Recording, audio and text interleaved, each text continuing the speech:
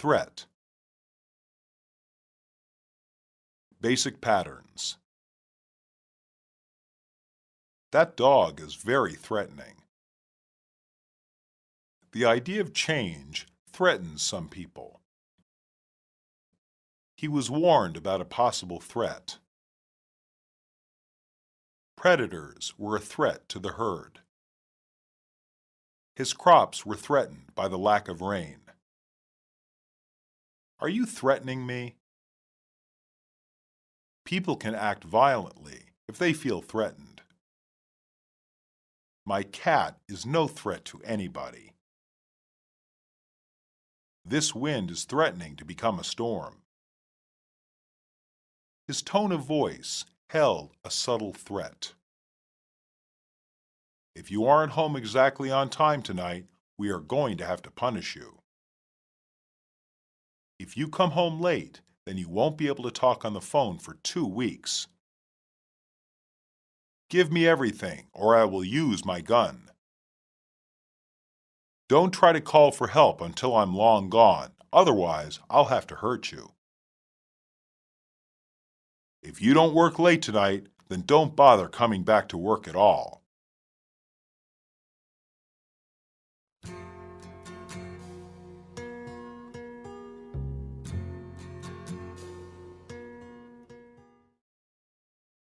Dialogue 1. Remember your curfew tonight. I will. I mean it. Your mother and I will not tolerate you coming home late again. It's not that big a deal. Yes, it is. If you aren't home exactly on time tonight, we are going to have to punish you. You're not serious, are you? You are going to be grounded. What does that mean? We are going to take away some of your privileges. Like what? If you come home late, then you won't be able to talk on the phone for 2 weeks. That's not fair. Also won't be allowed to hang out with your friends for 2 weeks. That means no going out for fun. You will go to school and come straight back home. That's unreasonable. It's the only solution that we can think of to make sure that you keep your curfew. Why can't you trust my word? You've been late 3 times in the past 2 weeks. One time, you were over an hour late. I promise I won't be late this time. I'd like to believe that. However, I'm still letting you know what will happen if you break the rules one more time. I said that I would be on time. There's no need to warn me about the consequences. I hope so. Dialogue 2. Don't move. What's going on? This is a robbery. Please don't hurt me. I won't if you listen to me. I'll do anything you say. Don't try to call out for help. I won't. Give me your wallet and watch. I'll give you my wallet, but not my watch. Give me everything, or I will use my gun. Please, my mother gave me this watch before she died. It has a lot of sentimental value. Don't make me use my gun. I'm begging you. This watch cannot be replaced. Please let me keep it. I'm telling you one last time. Give me the watch, or I'll have to hurt you. Okay, here it is. Good. Now lay down on the ground until I'm gone. Okay. Don't try to call for help until I'm long gone. Otherwise, I'll have to hurt you. Understand? Yes, I understand. Dialogue 3. Hello, Mr. Hughes. What can I do for you? I need you to work late tonight. I'm afraid that's impossible. You're going to have to. The company has an important meeting tomorrow, and we have to be prepared. I'm sorry, but I've already made some important plans. Haven't you been listening to what I've been saying? Yes, I have. You must understand how vital this meeting is. The company could lose $1 million deal if everything doesn't go perfectly. I understand all that, but tonight is a very special night. What's so special? Tonight is my 10th wedding anniversary. My husband and I have been planning a special evening for weeks now. You're going to have to postpone them. I couldn't possibly do that to my husband. He would be crushed. Well, it is going to come down between your job and your husband. What? If you don't work late tonight, then don't bother coming back to work at all. Isn't that a little extreme? This meeting is too important to be ruined because of your social life. So let me get this straight. You are going to fire me if I don't work late tonight? That is right. But I have been a loyal employee for years. I'm afraid that is your choice.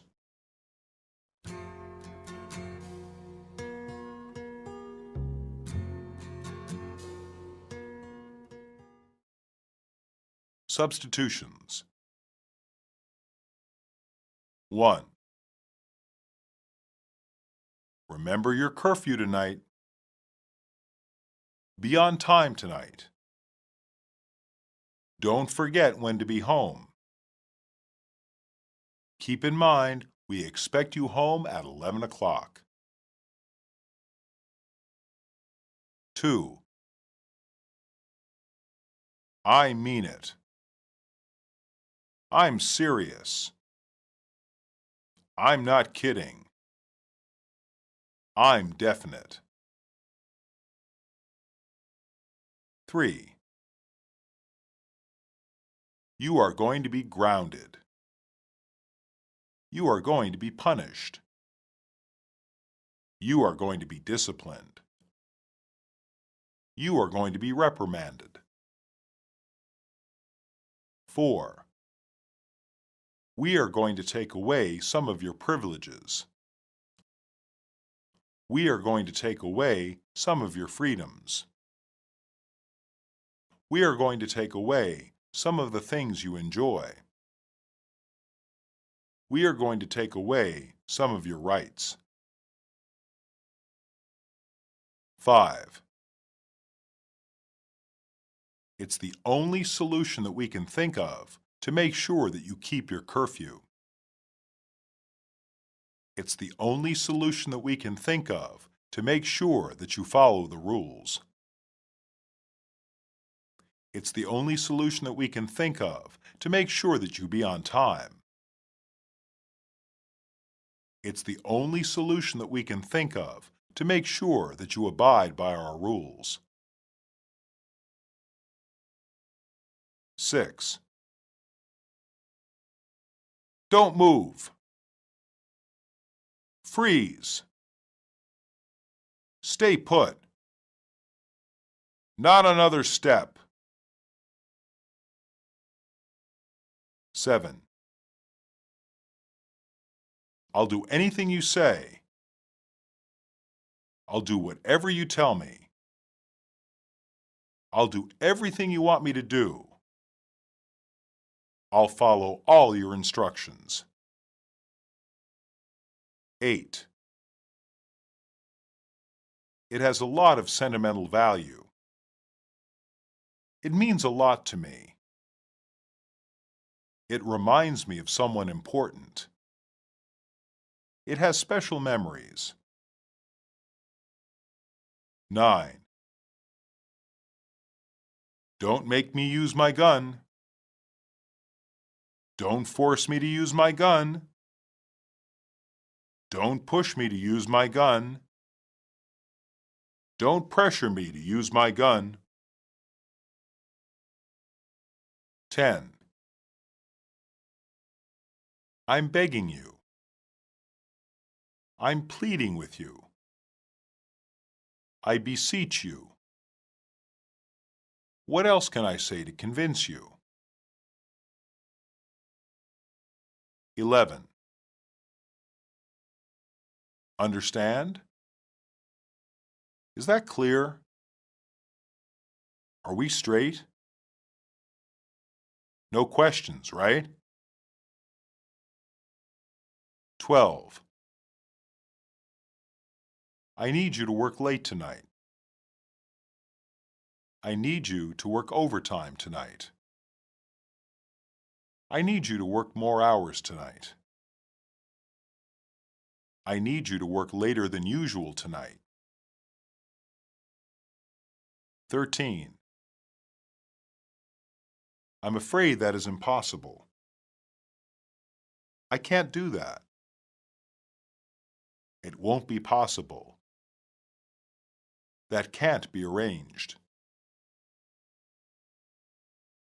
14. You're going to have to. You must. This isn't a request, but a demand. There is no choice. 15. So, let me get this straight. So let's be clear. So let's make sure I'm not confused. So let's make sure we are on the same page.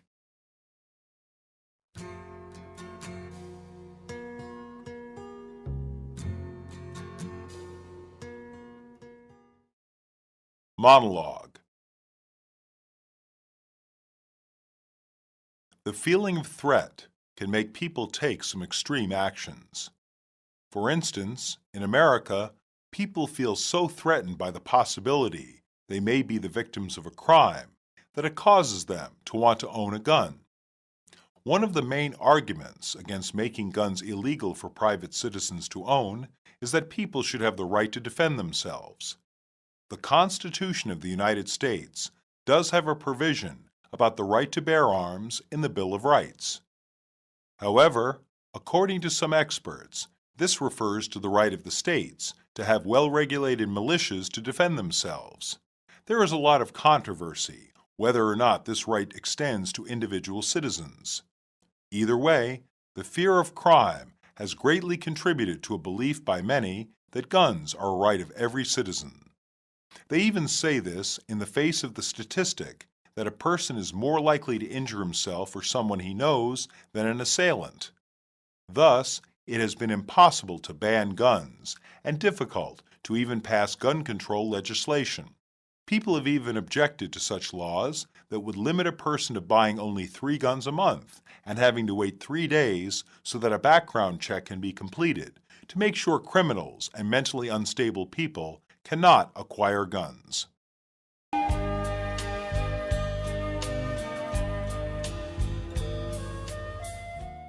Worries. Basic patterns. I'm worried about next week's test. Don't worry about me. I'm worried for your safety. Your driving concerns me. He doesn't seem concerned about his health. It's nothing that you should worry about. His actions have always been a worry to me. This new information is very worrisome. I'm a little concerned about the expense of this meal. He is a real worry to his mother. I've got some money troubles. I'm a musician, and I often don't have regular jobs. I'm good at English and history, but I'm really awful at the natural sciences. I can't get rid of my worries. I know I'm being silly, but I'll worry about her for the rest of my life.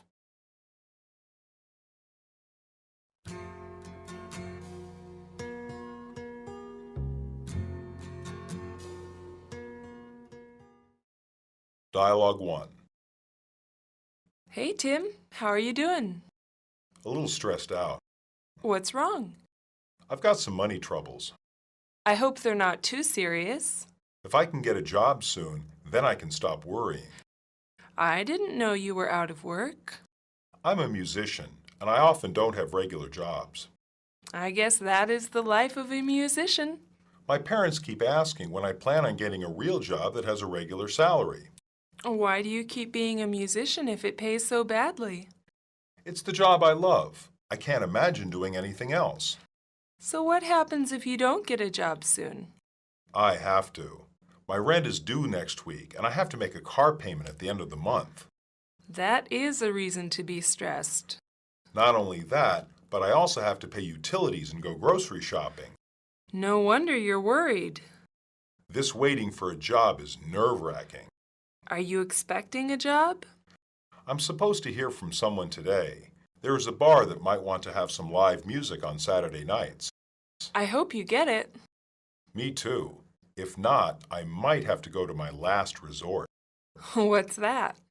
Borrowing money from my parents. If I do that, then I will have to listen to another lecture about how I should find a more stable job.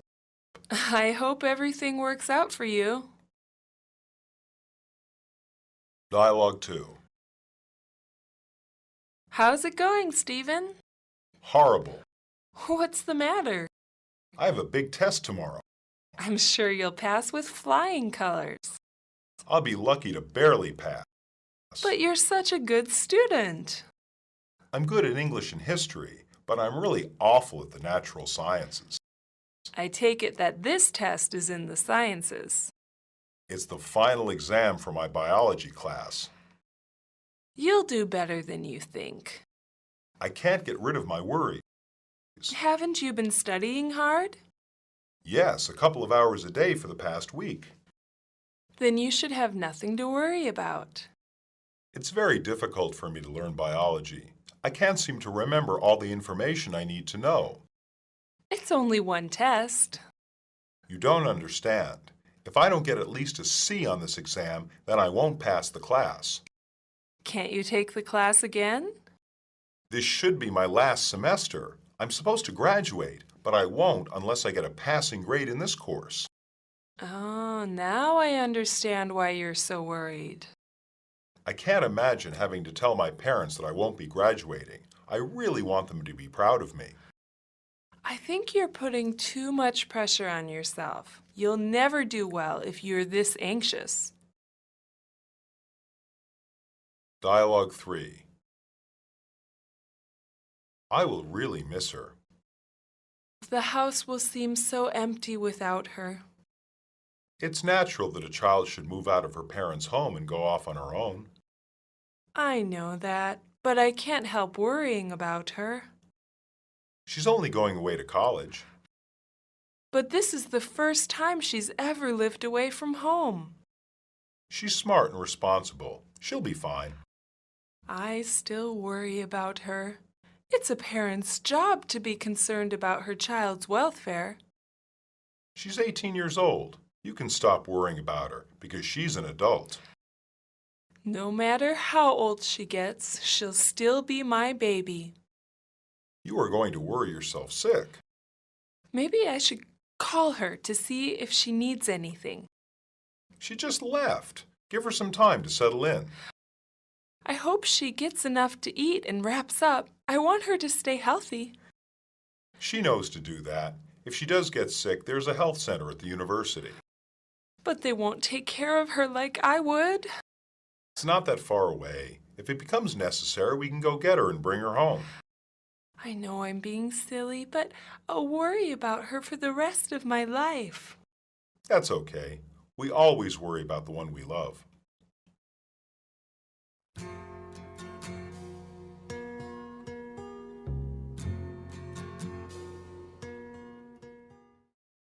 Substitutions. 1. A little stressed out. I've got some troubles. I have a lot on my mind. I'm a little tense. 2. I've got some money troubles. I'm concerned about my finances. I'm stretched a little thin this month. I'm a little short on cash. 3. Why do you keep being a musician if it pays so badly? Why do you keep being a musician if it doesn't make ends meet? Why do you keep being a musician if it doesn't pay the bills? Why do you keep being a musician if it can't cover your expenses? 4. This waiting for a job is nerve-wracking. This waiting for a job is very stressful. This waiting for a job is hard on my nerves. This waiting for a job is killing me. 5. If not, I might have to go to my last resort. If not, I might have to go to the last thing I want to do. If not, I might have to go to what I'm trying to avoid. If not, I might have to go to my least favorite option. 6. I'll be lucky to barely pass. I'll be lucky to get a D. I'll be lucky to get a passing mark. I'll be lucky to meet the minimum requirement. 7. It's the final exam for my biology class. It's the final exam for my chemistry class. It's the final exam for my physics class. It's the final exam for my anatomy class. 8. If I don't get at least a C on this exam, then I won't pass the class. If I don't get at least a C on this exam, then I will fail the course. If I don't get at least a C on this exam, then I won't get credit for the class. If I don't get at least a C on this exam, then I won't get a passing grade. 9. Can't you take the class again? Can't you repeat the course? Can't you try again next semester? Can't you have another try at it? 10. I think you are putting too much pressure on yourself. I think you are creating too much anxiety. I think you are making the situation worse. I think you are being too hard on yourself. 11. The house will seem so empty without her. The house won't be the same without her. The house will be lonely without her. The house will be so quiet without her. 12. But this is the first time she's ever lived away from home. But this is the first time she's ever been on her own. But this is the first time she's ever lived independently. But this is the first time she's ever lived by herself. 13. You can stop worrying about her because she's an adult. You can stop worrying about her because she's all grown up. You can stop worrying about her because she's a woman, not a child. You can stop worrying about her because she's a big girl. 14. No matter how old she gets, she'll still be my baby. It doesn't matter how old she gets, she'll still be my baby. I don't care how old she gets, she'll still be my baby. It makes no difference how old she gets, she'll still be my baby. 15. You are going to worry yourself sick. You are going to worry yourself to death.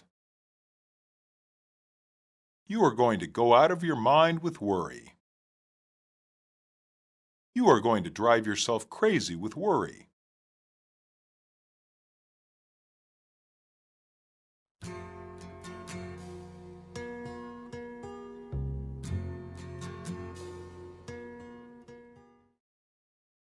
Monologue.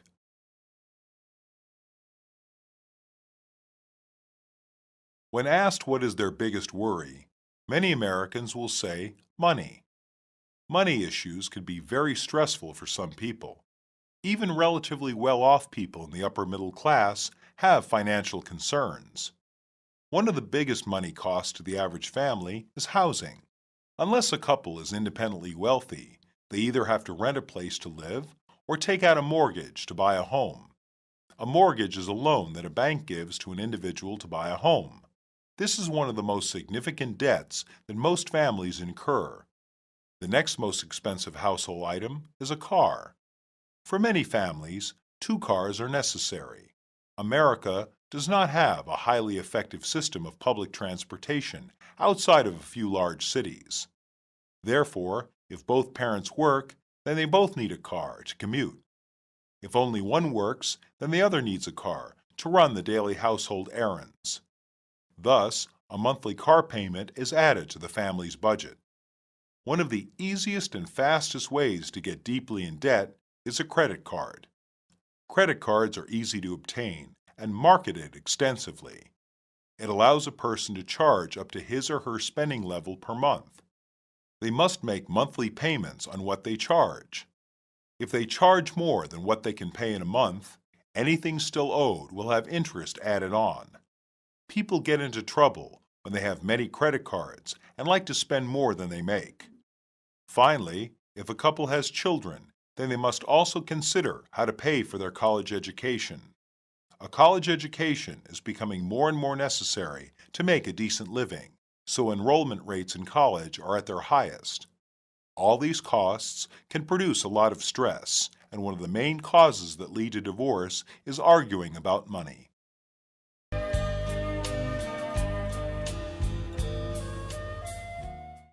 Deception. Basic patterns. You tricked me.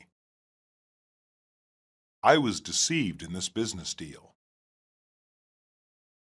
His words were very deceptive. You allowed yourself to be deceived. Don't be fooled by his friendly words. He was completely fooled by his enemy. Don't let appearances deceive you. You can't fool me that easily. He was tricked out of his money. I can't believe I was such a fool. She would have contacted my parents if I couldn't have come up with a good excuse. It's only a white lie, so it's no big deal. My conscience would weigh heavily on me. I had to make something up so I wouldn't get into trouble. Are you sure that you had to be dishonest?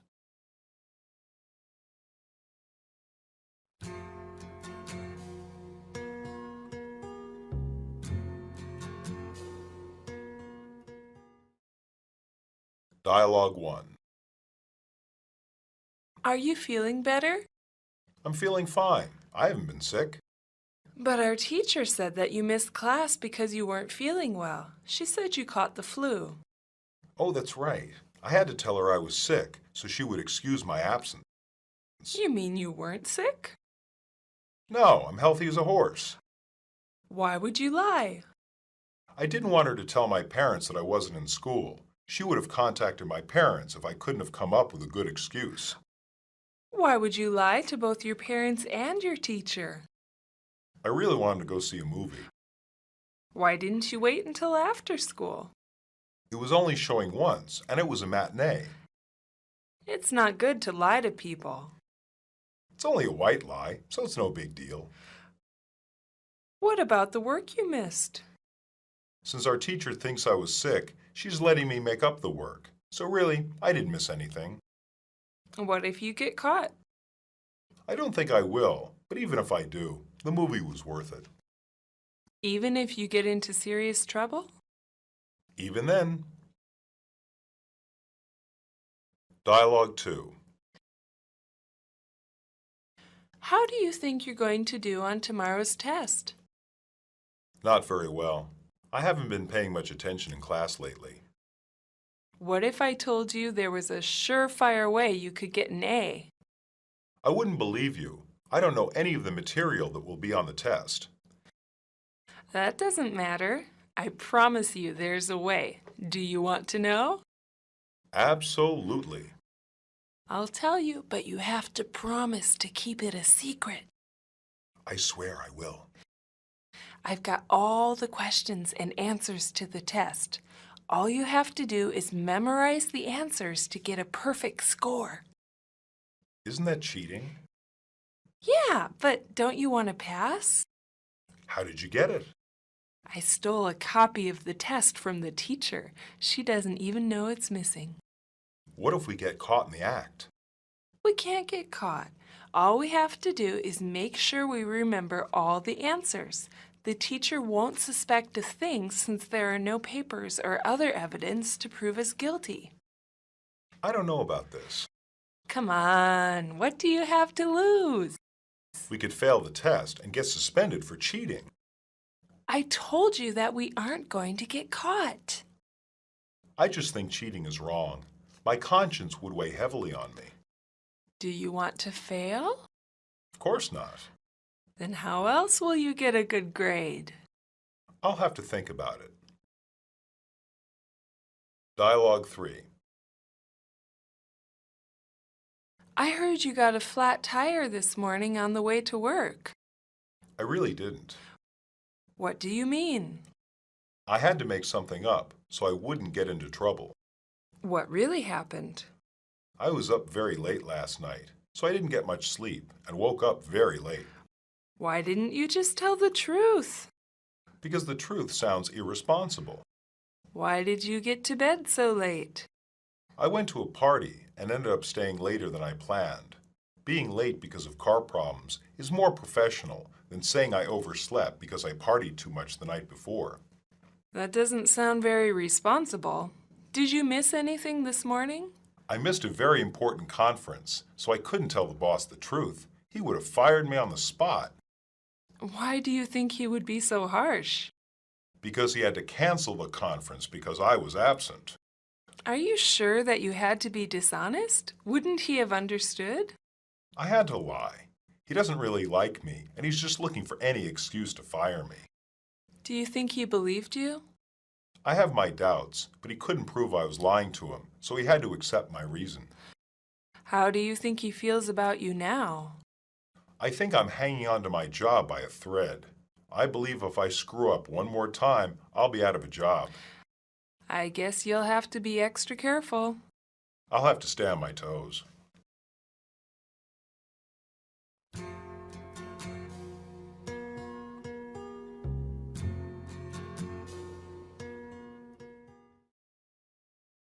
Substitutions.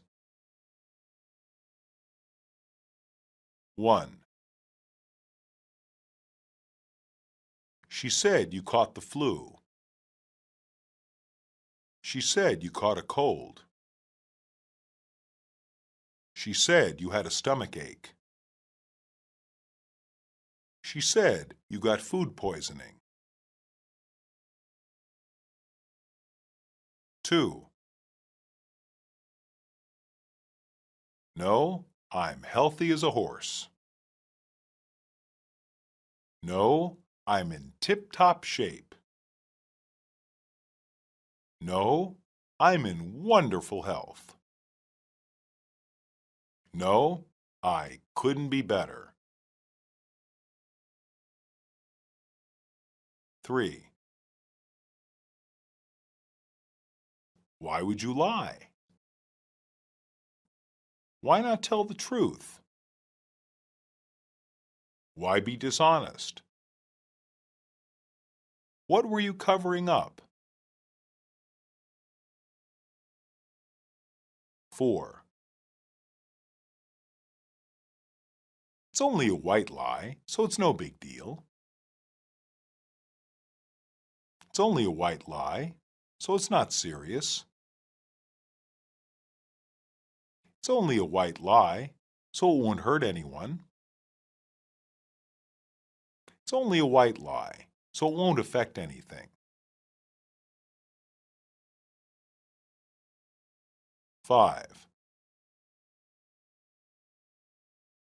What if I told you there was a surefire way you could get an A? What if I told you there was a definite way you could get an A?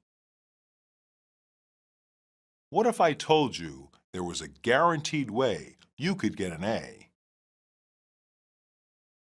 What if I told you there was a certain way you could get an A? 6. I'll tell you, but you have to promise to keep it a secret. I'll tell you, but you have to swear not to tell anyone.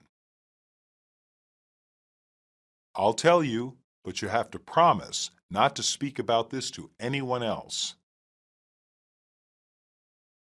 I'll tell you, but you have to keep your lips sealed. 7. What if we get caught in the act? What if we get found out? What if the teacher gets suspicious? What if the teacher sees through our scheme?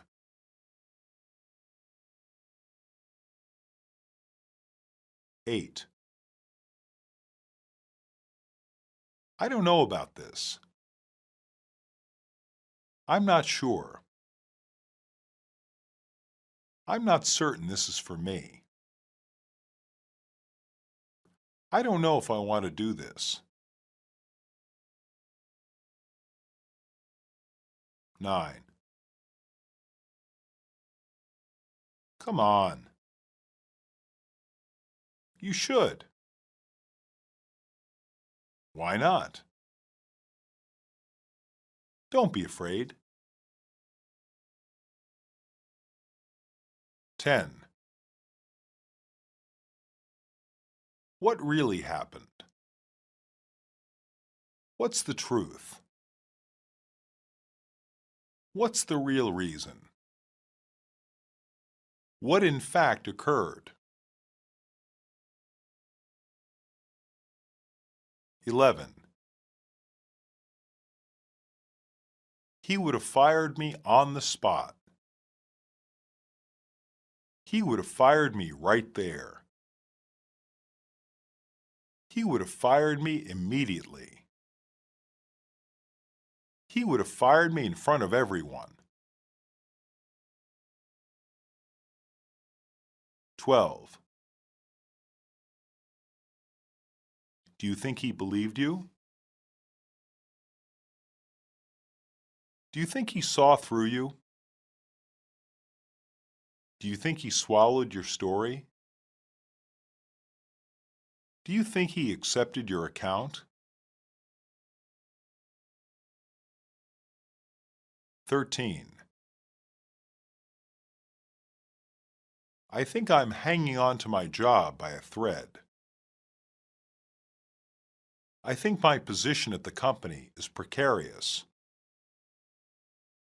I think my job here is tenuous. I think my future here is uncertain. 14. I believe if I screw up one more time, I'll be out of a job. I believe if I mess up one more time, I'll be out of a job. I believe if I slip up one more time, I'll be out of a job. I believe if I make a mistake one more time, I'll be out of a job. 15.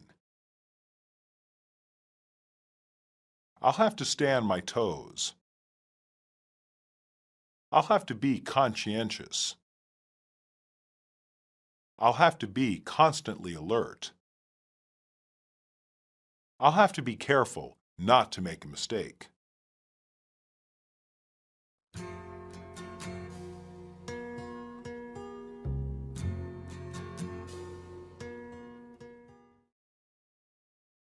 Monologue. Skipping class is something quite common in American colleges. College is often the first time young people have a chance to live on their own without supervision. This excitement and novelty of being on their own for the first time often leads to some irresponsible behavior.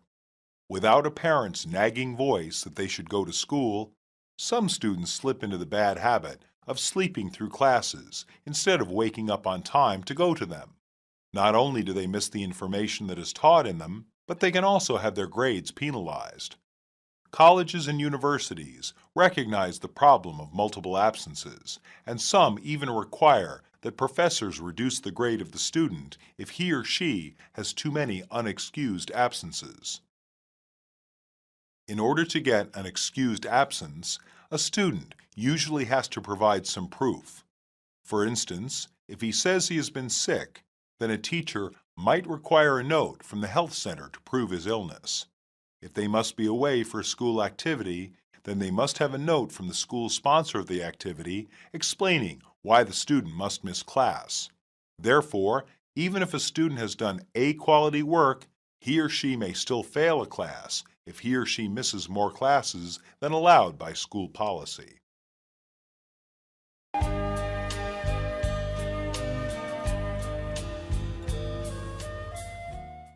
Sorrow.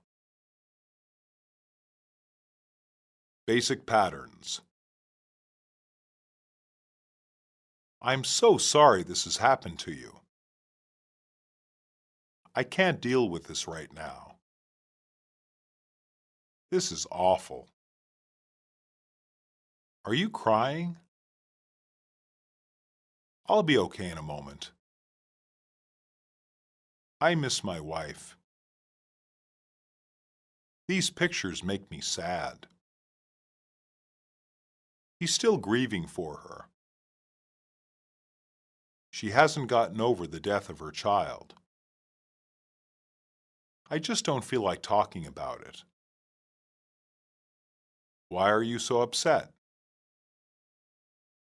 I feel like my heart is breaking. I'm not in the mood to talk right now. I'm really upset right now, and I think I'd rather be alone. In these cases, time to heal is the only thing that can help.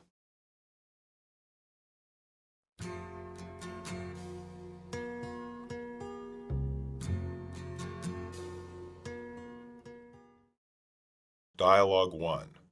Have you been crying? No, I think you have. you're right. I admit it. Why are you so upset? My boyfriend just broke up with me. That's awful. I feel like my heart is breaking. How long did you date him? We dated for 6 months. I'm so very sorry that you have to go through this. I just can't understand why he would do this. I thought he was happy with me. Did he give you a reason? He said that he stopped loving me. Do you believe him? It doesn't make sense. One day he seemed content, and the next day, out of the blue, he said he couldn't be in a relationship with me. When did he break up with you? Last night. I know that you don't believe this now, but time heals all wounds. I can't believe that right now. I've never felt this terrible in my entire life. Just remember that there are other fish in the sea. I don't think that I'm going to date anyone else for a while. Dialogue 2. Hello, Martin. What's new? I'm not in the mood to talk right now. What's wrong? I'm really upset right now, and I think I'd rather be alone. Are you sure? Sometimes it helps to talk to someone, but if you insist, I'll back off. No, you're right. It might help to talk it over. Tell me what's on your mind. Last night, my dog died. Oh no, I'm very sorry. I miss him so much right now. Did you have him long? I've had him since he was a puppy. What did he die of? Old age. How old was he? He was 15 years old. That's very old for a dog. You must have had many good years with him. Yes. Do you think that you will get another dog? I cannot imagine that any dog could replace him. I don't think I want to get attached to another animal anyway. Why not?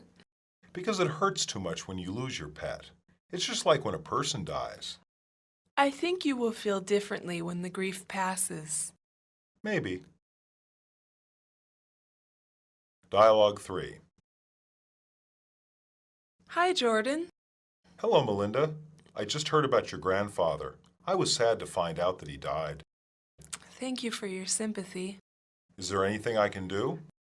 No, but thank you for offering. Would you like to talk about him, or is it still too painful? No, I really like to talk about him. It helps me to remember him, and I don't want to ever forget him. How did he die? He had a heart attack, and the doctors just couldn't save him. How old was he? He was 82 years old. He must have lived a very full life. Yes, he was very happy and active right up until the very end. This must be very hard on you. Yes, but it is hardest on my grandmother. Were they married long? They were married for 55 years. Not many couples stay together for so long. They must have loved each other very much. As far back as I can remember, I have always thought that they loved one another more than any other couple I've known. How is your grandmother holding up? It's like she's lost a part of herself. She doesn't talk much to anyone and just sits and cries over old pictures of my grandfather. That's so sad. Can anyone do anything for her? My entire family has taken turns trying, but she's inconsolable. I think that she just needs some time. That's probably true. In these cases, time to heal is the only thing that can help.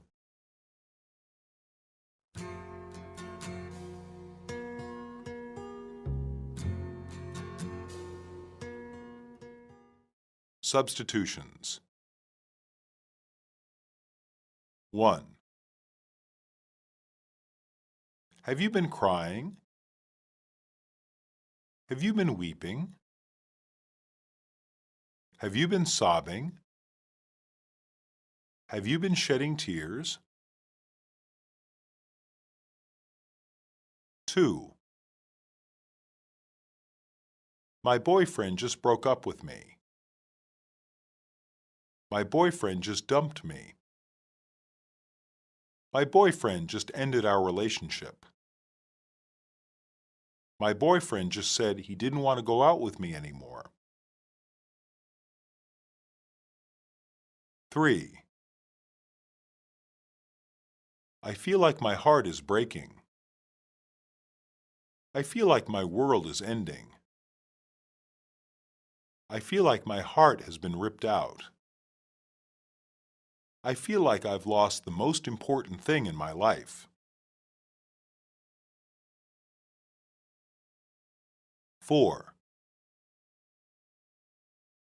I'm so very sorry that you have to go through this. I'm so very sorry that you have to suffer this ordeal. I'm so very sorry that you have to bear this. I'm so very sorry that you have to put up with this. 5. He said that he stopped loving me. He said that he fell out of love with me. He said that he didn't think I was the one for him. He said that he didn't believe we were right for each other. 6. One day he seemed content, and the next day, out of the blue, he said he could not be in a relationship with me. One day he seemed content, and the next day, without warning, he said he could not be in a relationship with me. One day he seemed content, and the next day, out of nowhere, he said he could not be in a relationship with me. One day he seemed content, and the next day, all of a sudden, he said he could not be in a relationship with me. 7. Just remember that there are other fish in the sea. Just remember that there are other boys out there. Just remember that you'll fall in love again. Just remember that you'll meet someone else. 8. I'm really upset right now, and I think I'd rather be alone. I'm not in the mood to talk right now, and I think I'd rather be alone. 9. Sometimes it helps to talk to someone, but if you insist, I'll back off. Sometimes it helps to talk to someone, but if you insist, I'll respect your privacy. Sometimes it helps to talk to someone, but if you insist, I'll leave you alone. Sometimes it helps to talk to someone, but if you insist, I won't bother you. 10. No, you're right. It might help to talk it over. No, you're right. It might help to discuss things. No, you're right. It might help to get this off my chest. No, you're right. It might help to share my feelings. 11. Last night, my dog died. Last night, my cat died. Last night, my hamster died. Last night, my parrot died. 12. I don't think I want to get attached to another animal anyway. I don't think I want to love another animal anyway. I don't think I want to care for another animal anyway. I don't think I want to feel affection for another animal anyway. 13. Would you like to talk about him, or is it still too painful? Would you like to talk about him, or is it still too difficult? Would you like to talk about him, or is it still too upsetting? Would you like to talk about him, or is it still too distressing? 14.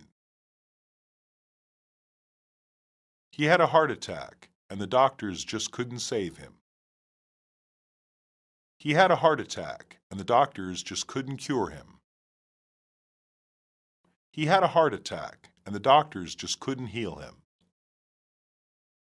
He had a heart attack, and the doctors just couldn't make him well. 15. As far back as I can remember, I have always thought that they loved one another more than any other couple I've known. As long as I can recall, I have always thought that they loved one another more than any other couple I've known. All my life, I have always thought that they loved one another more than any other couple I've known. No matter how far I think back, I have always thought that they loved one another more than any other couple I've known.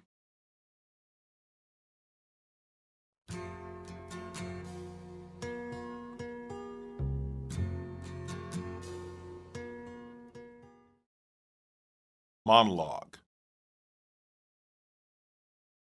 Americans really love their pets. Having pets is a common occurrence in the United States. Common pets can include cats, dogs, birds, hamsters, and fish. Pet supplies and services cost Americans millions of dollars a year. People become so attached to their pets that they're willing to spend anything in order to keep them healthy. Veterinary services can get quite costly, and a growing industry in America is pet health insurance. This attachment or bond can be as strong as one between humans.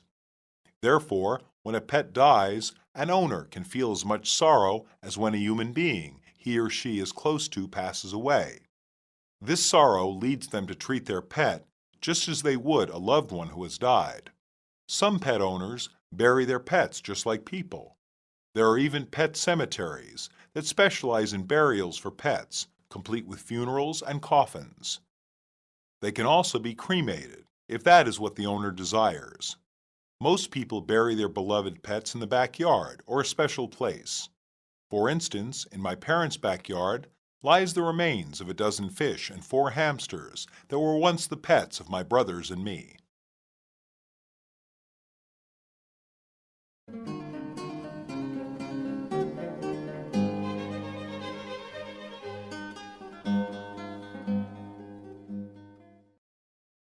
Fear. Basic patterns. Dogs terrify me. I'm scared of heights. He's too afraid of getting hurt. Something has given him a bad fright. That man's eyes frighten me. That movie was terrifying. I'm still afraid of the dark. Drowning is one of my greatest fears. I'm not afraid to say what I think. Don't be frightened by the noises. If you turn off the lights, the monster will come out from underneath my bed. It will come out and eat me if you turn off the lights. I freak out every time I see a bug. Have you ever tried to overcome your fear? One day, you will have to face your fear.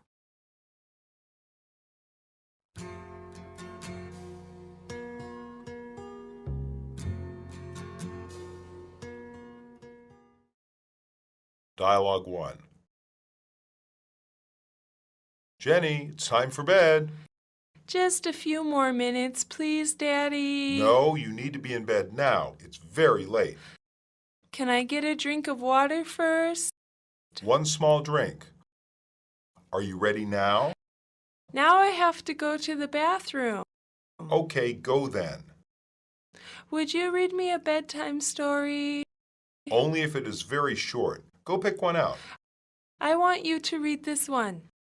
Jenny, this one has over 100 pages. That's way too long.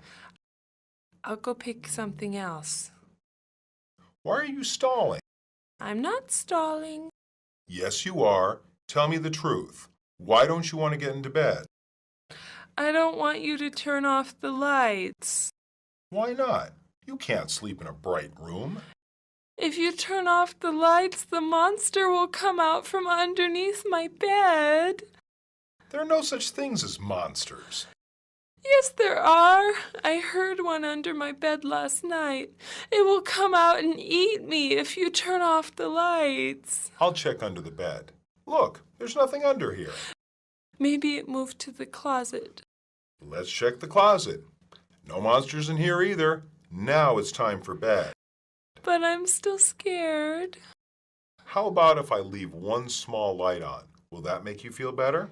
Yes. I'll try to go to bed now. Dialogue 2. Hi, Mary. Hi, Daniel. Are you busy? No, why? I was wondering if you wanted to go to the new horror movie. Which one? The one about the giant insects. Definitely not. Why not? It looks really cool. I hate insects. They aren't real. Doesn't matter. I can't stand to look at any kind of insect. But the special effects in the movie are supposed to be great. My friend said that it looks like the bugs are going to jump right off the screen at you. That's not a big selling point for me. Also, the surround sound in the theater is so good that you can practically hear the bugs creeping up behind you. Stop it! What's wrong? I have to admit, I'm terrified of bugs. I avoid even looking at pictures of them. But this is just a movie. I still get too scared. Well, I guess I shouldn't pressure you. I would appreciate that. Why are you so scared of bugs? I'm not sure, but as far back as I can remember, I've always had this phobia of them. It sounds kind of serious. It is. I freak out every time I see a bug, especially spiders. Then you really wouldn't like the movie, because all the insects look like spiders except they are the size of cars. Well, I hope you enjoy your movie. Maybe you can find someone else to go with. Dialogue 3. How are things going? Pretty good. I've just started a new job. What are you doing? I'm a veterinary assistant. I help the veterinarian take care of animals. That sounds like a job you would really like. You've always loved all kinds of animals. Yes, I really like working there. There's an opening if you're interested. I could give you a recommendation. I don't think so. Why not? It would be fun to work together. The job is great for you, but I don't think it would suit me. Are you sure? It would be easy to get you a job and the pay is decent. I'm sure. I really can't work there. You can't or don't want to? I can't. I'll tell you something that I usually don't tell anyone else. What is it? I'm terrified of dogs. Why? Dogs are very friendly and lovable. When I was 6, a neighbor's dog attacked me. Ever since, I've been frightened of dogs, so I could never work in a veterinarian's office. Are you scared of all kinds of dogs? Any breed of dog scares me. Even the little tiny ones? They can't possibly scare you. Even those. Dogs are incredibly popular. They are everywhere, and it would be difficult to avoid them completely. Up until now, I've managed. Have you ever tried to overcome your fear? I once tried going to a therapist to get over my fear, but I stopped going. Why did you stop? Because it was too hard. He wanted me to constantly look at and touch dogs. But isn't that the only way to overcome your fear? I just wasn't ready. One day you will have to face your fear. I know, but for now, I'll just keep away from dogs.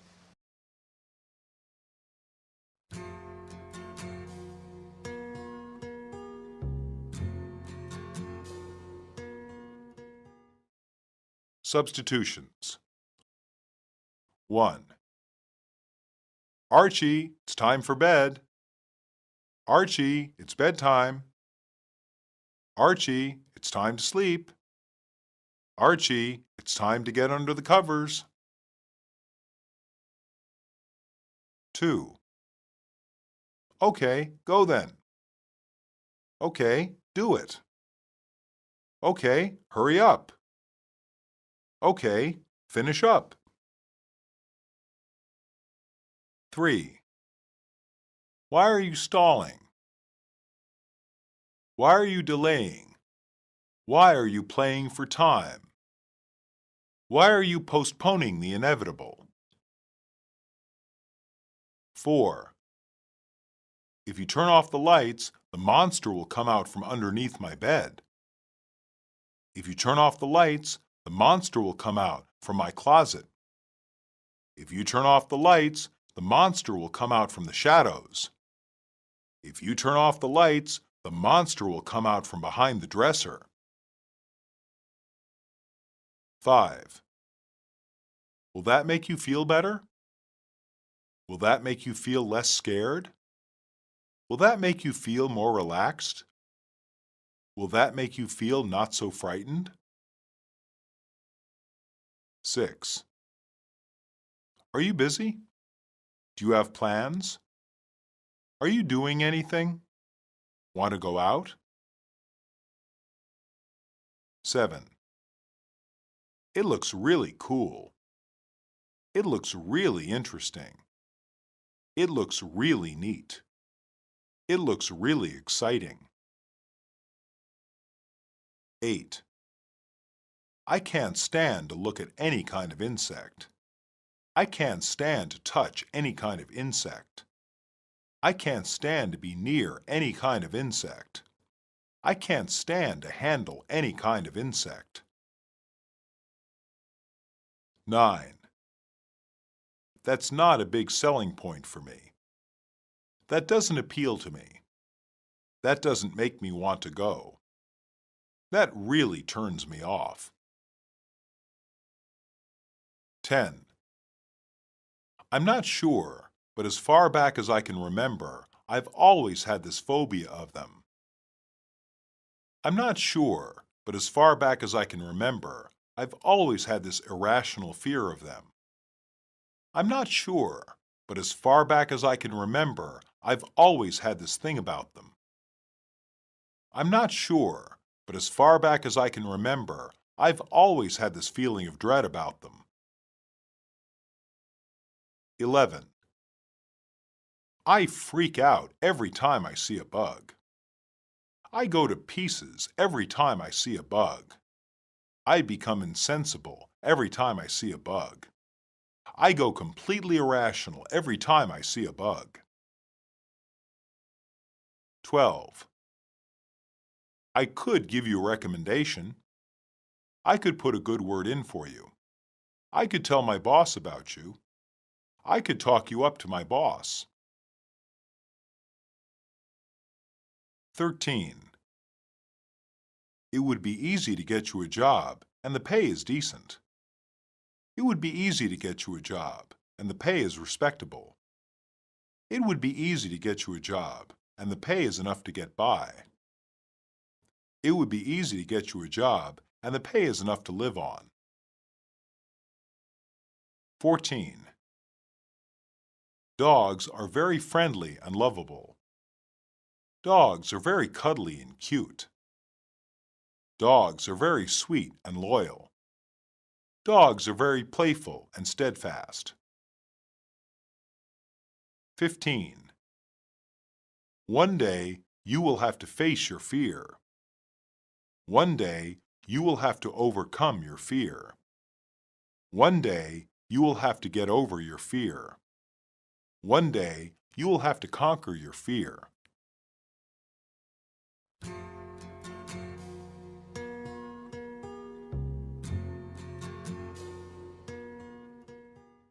Monologue.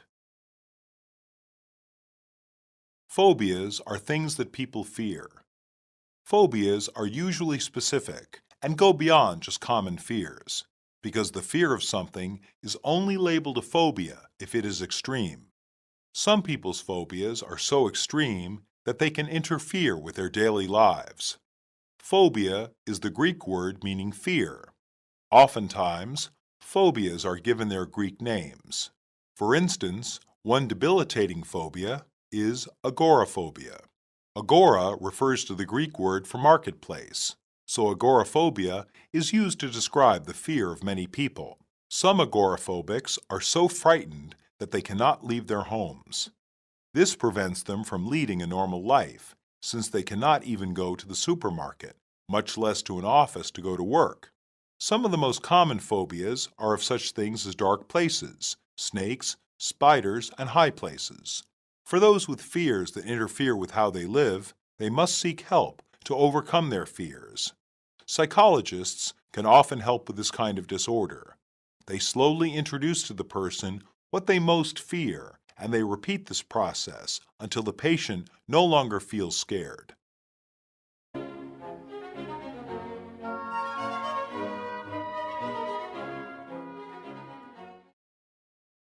Reproach.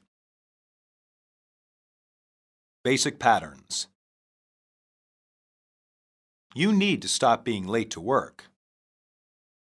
He reproached Tom for his careless work. The teacher admonished the whole class for their grades. I wouldn't do that if I were you. That's not a good idea. That is not okay. I can't believe you just did that. That was disgusting. You are very rude. You can't act that way in public. You would have had plenty of time to finish if you had started the book report when I first gave the assignment. I must admit that I'm very disappointed in you. You need to take this more seriously. You have no right to get on my case. I don't think you do. We are all depending on each other to do our parts.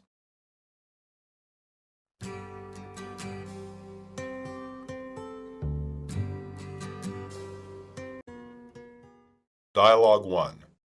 What can I do for you, Kimberly? I wanted to ask you a favor. What is it? I'd like to know if I could turn in the book report late. I don't know. Do you have a good reason? Not really. I just procrastinated too much. I let all the students know about this assignment a long time ago. I know, but I still haven't finished.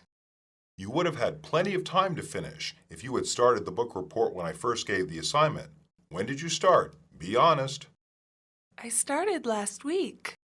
Last week? You didn't leave yourself enough time to do this report. I know. Have you even finished reading the book that you were going to write about? No, I'm only about halfway through. I must admit that I'm very disappointed in you. You are usually such a good student. I won't ever procrastinate again. I hope you don't. Can I turn in the paper to you next week? Yes, you can. However, I'm going to have to take off some points. But why? Because that is only fair to the other students. You will be getting more time, and it's not fair to give you the same points as someone who finished on time. I guess it's my own fault. Maybe next time you will make sure to finish your work when it is due. Dialogue 2. Louis, could you please come here? Yes, Mother. Didn't I ask you to do the laundry? Oh, I forgot. Louis, you're getting older now, and I'm going to start depending on you to get your chores done. I'm sorry. I'll do it now. No, now you need to set the table for dinner. I'll do the laundry after dinner. Have you finished your homework? No, I was going to do it after dinner. Then you can't do the laundry and your homework at the same time, can you? I guess not. Now I'm going to have to get the laundry done. I really am sorry. You have to remember your chores. I work all day. When I get home, I'm very tired, but I still have to fix dinner and wash up. I have too much to do, and I really need your help. I feel really bad. Isn't there anything I can do to make up for forgetting the laundry? Just don't forget again. I won't. Will you go set the table, please? Right away. Dialogue 3. Hi, Doug. Where were you today? What do you mean? Why weren't you at basketball practice? Oh, I had a date. I can't believe you. Why are you getting upset? It's only one practice. Every practice is important right now. We are getting ready for the championship game. I'll be at the next practice. Don't worry about it. You need to take this more seriously. Don't make such a fuss about one practice. I'll be at the next one. You better. You have no right to get on my case. Yes, I do. What makes you think that? Basketball is a team sport, and all the members of the team must work together to win. Okay, I get it. I don't think you do. We are all depending on each other to do our parts. We must all work hard if we want to win. Winning isn't that important to me. Then you shouldn't be on the team. The rest of the team takes this very seriously and wants to win. I apologize. I understand how important this is to everyone, and I won't miss another practice. Be sure not to, or we don't want you on the team.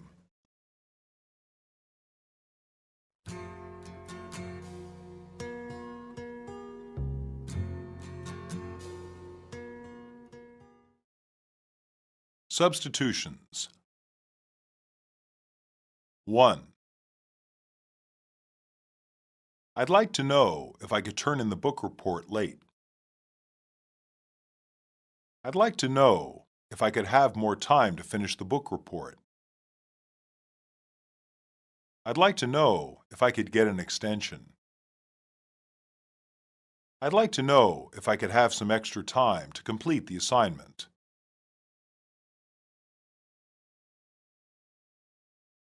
2. I just procrastinated too much. I just wasted too much time. I just delayed starting. I just put it off too long. 3. Be honest. Tell the truth. Speak truthfully. Be straightforward with me.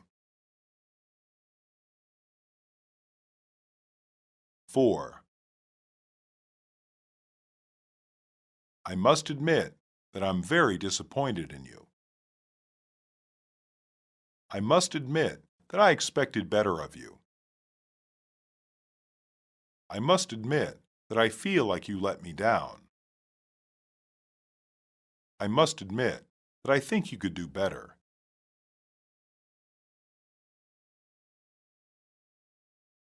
5. However, I'm going to have to take off some points. However, I'm going to have to reduce your grade. However, I'm going to have to penalize you. However, I'm going to have to bring down your score. 6. I guess it's my own fault. I have no one else to blame. It's my responsibility. It's all on my shoulders. 7. Didn't I ask you to do the laundry? Didn't I ask you to clean your room? Didn't I ask you to wash the dishes? Didn't I ask you to vacuum the carpets? 8. You have to remember your chores. You have to remember your jobs. You have to remember your responsibilities. You have to remember to help around the house. 9. I have too much to do, and I really need your help.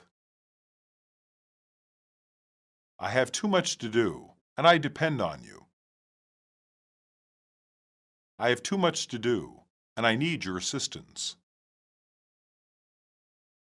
I have too much to do, and I must have your support. 10. Just don't forget again. Try to remember. Don't let it happen again. Don't make the same mistake twice. 11. Why weren't you at basketball practice? Why weren't you at band rehearsal? Why weren't you at choir practice? Why weren't you at softball practice? 12. Oh, I had a date.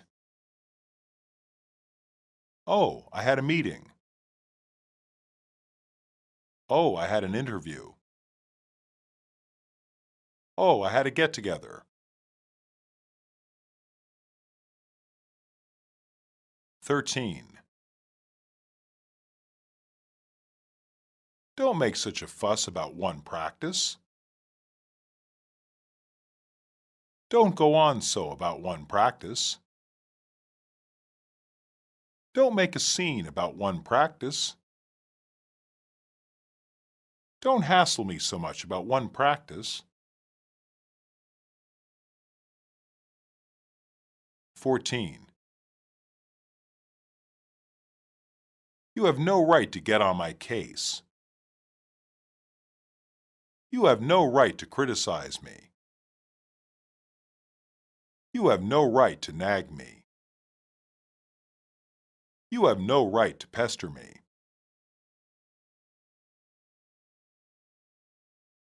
15. Be sure not to, or we don't want you on the team. See that it doesn't, or we don't want you on the team. Make sure, or we don't want you on the team. Be certain it doesn't, or we don't want you on the team.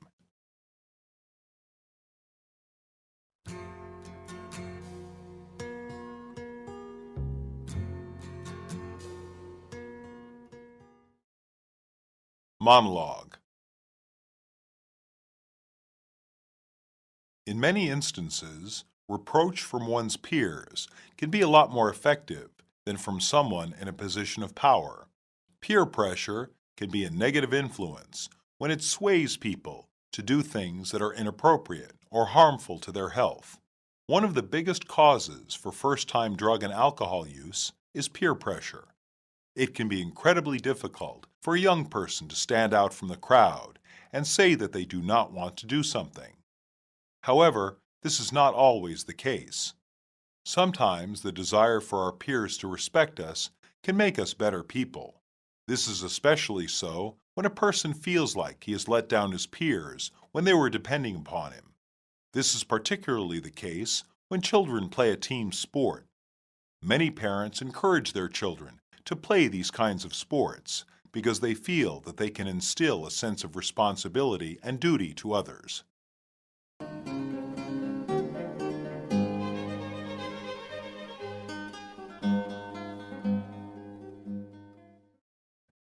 Jealousy. Basic patterns. That girl thinks she is so cute. I wish I could afford a car like this. I have to admit I'm a little jealous. I'm envious of his success. You have no reason to envy me. Are you jealous of my friend? I wish I could be as fast as Tom. He clearly makes Bill jealous. Jealousy can really hurt a friendship. It doesn't help to be envious of him. I can already tell that I won't like him. It sounds like you are jealous. I just don't like the idea of you spending so much time with that guy. No matter how much I study, I can't seem to beat you. I guess my envy makes me get carried away.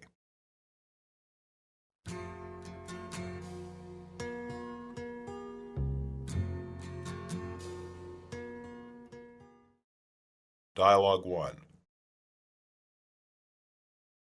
Who's that guy with you? Oh, that's my new tutor.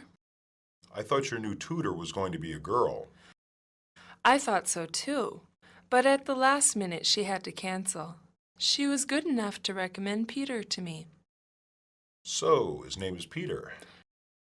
Yes, he's been studying French for 6 years, so he's going to be able to help me improve my French a lot. How often are you going to be meeting with him? We're supposed to meet twice a week. Isn't that a lot? I don't think so. I really need help with my French if I want to study in France next summer. Don't you think you can find a better tutor? No, I already explained to you that he's very qualified. Plus, we get along well. How do you know that you get along well? We had a nice conversation. He's a very nice guy. Well, I don't like him. You don't know him. You haven't even spoken to him. I don't need to. I can already tell that I won't like him. It sounds like you're jealous. Why would you think that I'm jealous? Because Peter is very handsome and we will be spending lots of time alone together studying. So what if I'm jealous? I just don't like the idea of you spending so much time with that guy. He might try to make a move on you. You don't have to worry. He has a girlfriend that he cares about a lot. I still don't know if I trust him. Nevertheless, you can trust me because I would never cheat on you. Dialogue 2. What did you get on the test? I got a 95. How about you? 92. Not as high as you. Maybe next time you'll beat me. I don't think so. No matter how much I study, I can't seem to beat you. It's not that important. After all, we both got an A on the test, and we'll get an A for the course as well. But it's really annoying that you always get a higher score. It's not a contest. It's easy for you to say. You're always doing better than me. But you always do well. It's not fair. No matter how hard or long I study, I can never do better than you. We're friends. We shouldn't be competing against each other. We should be helping each other. You just don't know how I feel, because you aren't the one who's always getting a lower grade. It makes me uncomfortable when you talk like this. I don't care. I want to get a higher score than you just once. I think you're taking this too far. I'm sorry. I guess my envy makes me get carried away. I don't think this type of competition is good for our friendship. Maybe you're right. I shouldn't be so jealous of you and should try to enjoy my own accomplishments. Maybe we shouldn't discuss our scores with each other anymore. Dialogue 3. Annabelle, would you come wash the dinner dishes? Why do I have to do it? Because I said so. But Kara doesn't have to do the chores too. Kara is 5 years younger than you. You are the oldest, and your mother and I expect you to help out. It's not fair. Yes, it is. When Kara is older, then she will have chores too. I just want things to be more equal. How are things unequal? For example, on her birthday, she received more presents than I did. She may have gotten more presents, but that's because the one birthday present you received was as expensive as all her gifts combined. Your mother and I spent just as much on you as we did her. Last week, Kara drew in my favorite book, and she didn't get punished. Yes, she did. She had to go to her room for the rest of the day with no television. If I did the same to her, I would have been grounded for a week. That's because she's too young to really understand what she has done. When she's older, she'll get the same kinds of punishment as you. But it's not fair now. You get to do a lot of things that Kara doesn't get to do because you're older. Like what? For instance, you can go out with your friends by yourself. When Kara's with her friends, a parent must always be watching. That's not a big deal compared to the fact that Kara gets anything she wants because she's the baby. Do you really want to be treated exactly like Kara? Yes, children should be treated equally. Then you should start getting ready for bed soon. But it's only 7:30. Kara's bedtime is 8 p.m., and you said you wanted equal treatment. That's not what I meant. But you have to understand that you can't just take the good things. If you want to be treated the same, then you have to take the bad with the good. I see your point. I'll go do the dishes now.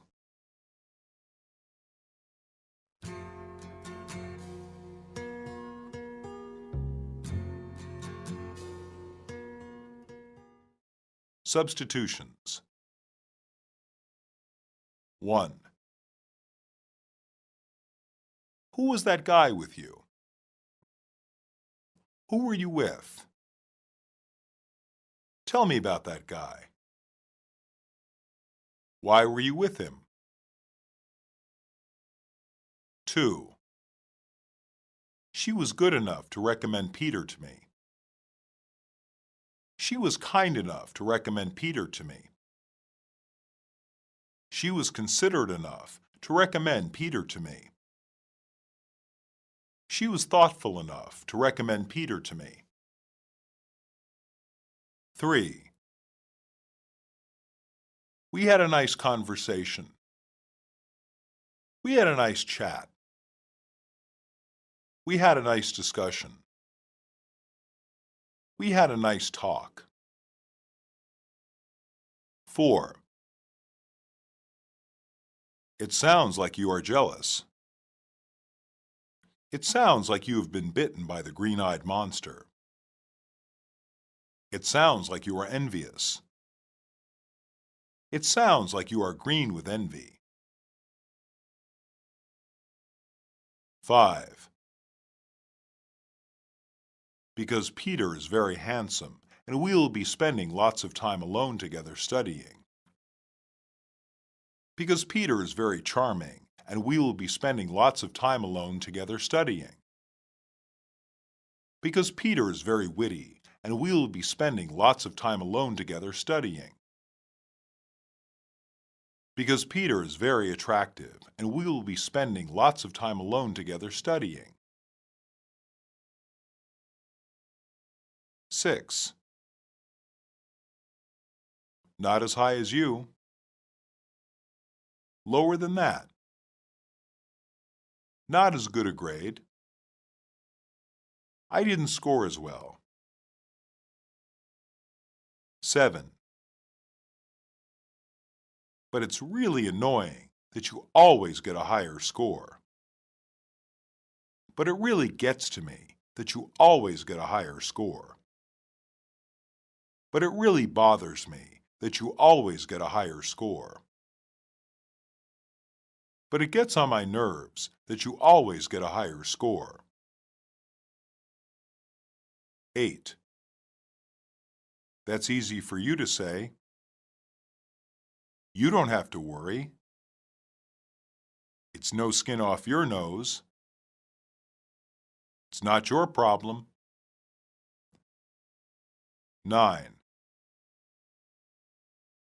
I guess my envy makes me get carried away. I guess my envy makes me take things too far. I guess my envy makes me go overboard. I guess my envy makes me go off the deep end. 10. I shouldn't be so jealous of you and should try to enjoy my own accomplishments. I shouldn't be so jealous of you and should try to bask in my own glory. I shouldn't be so jealous of you and should try to appreciate what I have. I shouldn't be so jealous of you and should try to take pleasure in my own achievements. 11. Kara is 5 years younger than you. You are 5 years older than Kara. You are more mature. Kara is 5 years your junior. 12. She may have gotten more presents, but that's because the one birthday present you received was as expensive as all her gifts combined. She may have gotten more presents, but that's because the one birthday present you received was as expensive as all her gifts put together. She may have gotten more presents, but that's because the one birthday present you received was as expensive as all her gifts added up. She may have gotten more presents, but that's because the one birthday present you received was as expensive as all her gifts taken as a whole.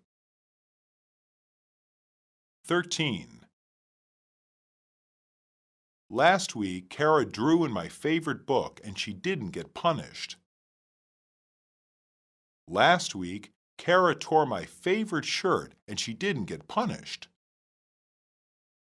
Last week, Kara broke my favorite doll and she didn't get punished. Last week, Kara got my favorite dress dirty and she didn't get punished. 14.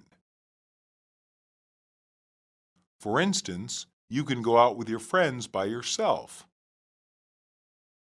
For instance, you can go out with your friends without supervision. For instance, you can go out with your friends without a chaperone. For instance, you can go out with your friends without an adult. 15. That's not what I meant. That's not what I intended. That's not what I wanted. That's not what I sought after.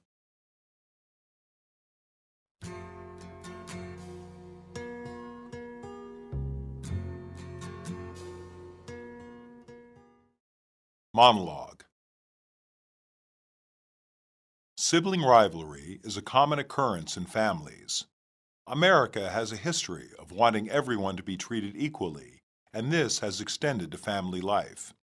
When colonists left England for a new home in America, they wanted some traditions to change. In England, legally, only the firstborn son would inherit the family property. America passed a law that got rid of this law and stated that all children could inherit. From this ideal and others of equality, Americans usually believe that all children should be loved and treated in the same way. Favoritism by parents can lead to emotional problems in their children once they grow up. Something that is commonly talked about in America is middle child syndrome. This is when a child who is neither the oldest nor the youngest doesn't feel special. The oldest and youngest are usually seen as receiving special privileges that middle children don't get. This can make them feel very insecure or very sensitive to the littlest of slights when they become adults.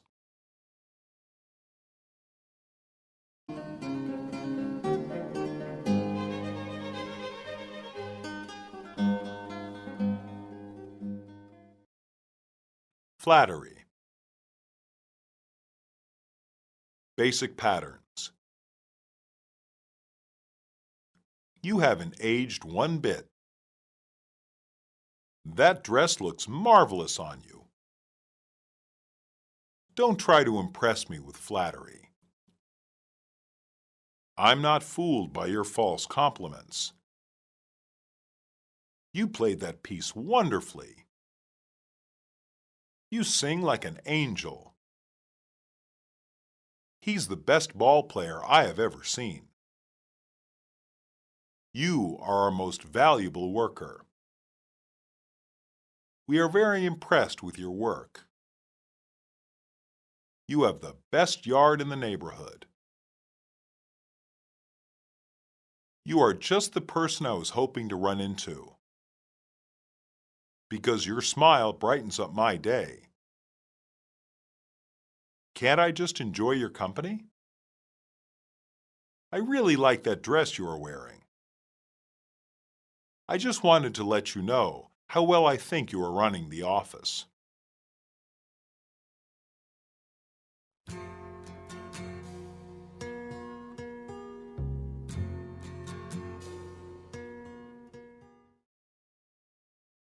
Dialogue 1.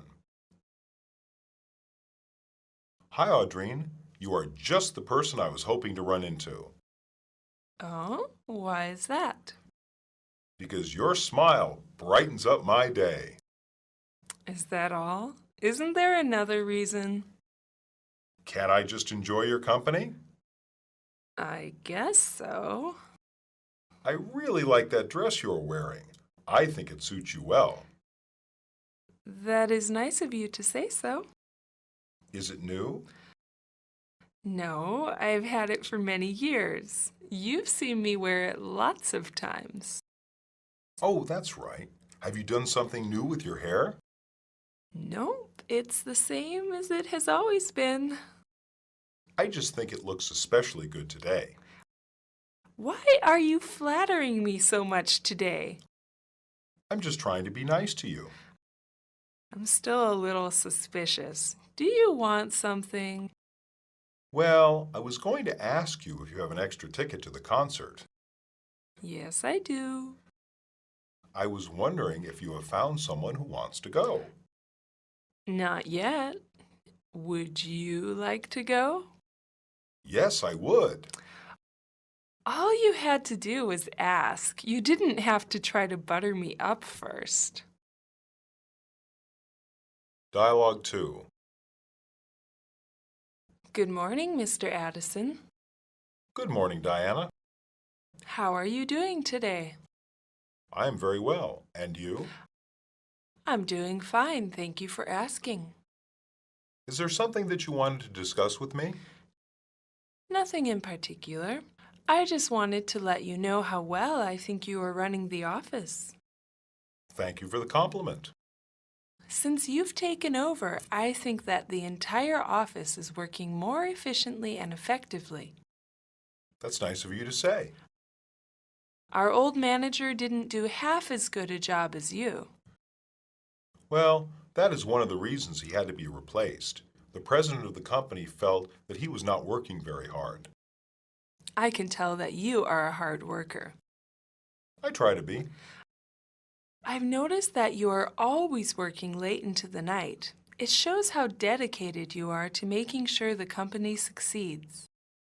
It is good of you to notice. I believe that not enough people are aware of all that you do around the office. Employees like you that take the time to let me know how I'm appreciated make up for that. Is there anything else you want to talk about? I've heard that someone in the office might be promoted. Is that true?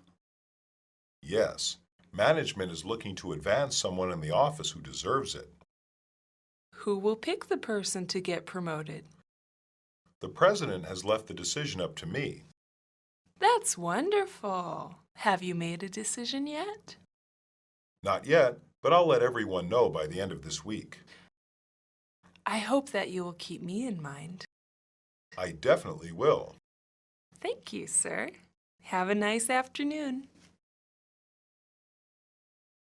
Dialogue 3. You look absolutely wonderful. Thank you so much. You must have taken a long time to get ready for the prom. I spent all day getting ready. That dress is lovely. Did it take you a long time to pick it out? It took me ages. I wanted to make sure that it was the perfect dress, so I took my time and didn't just buy the first dress I saw. I think you chose wisely. The color suits you. This shade of green is my favorite color.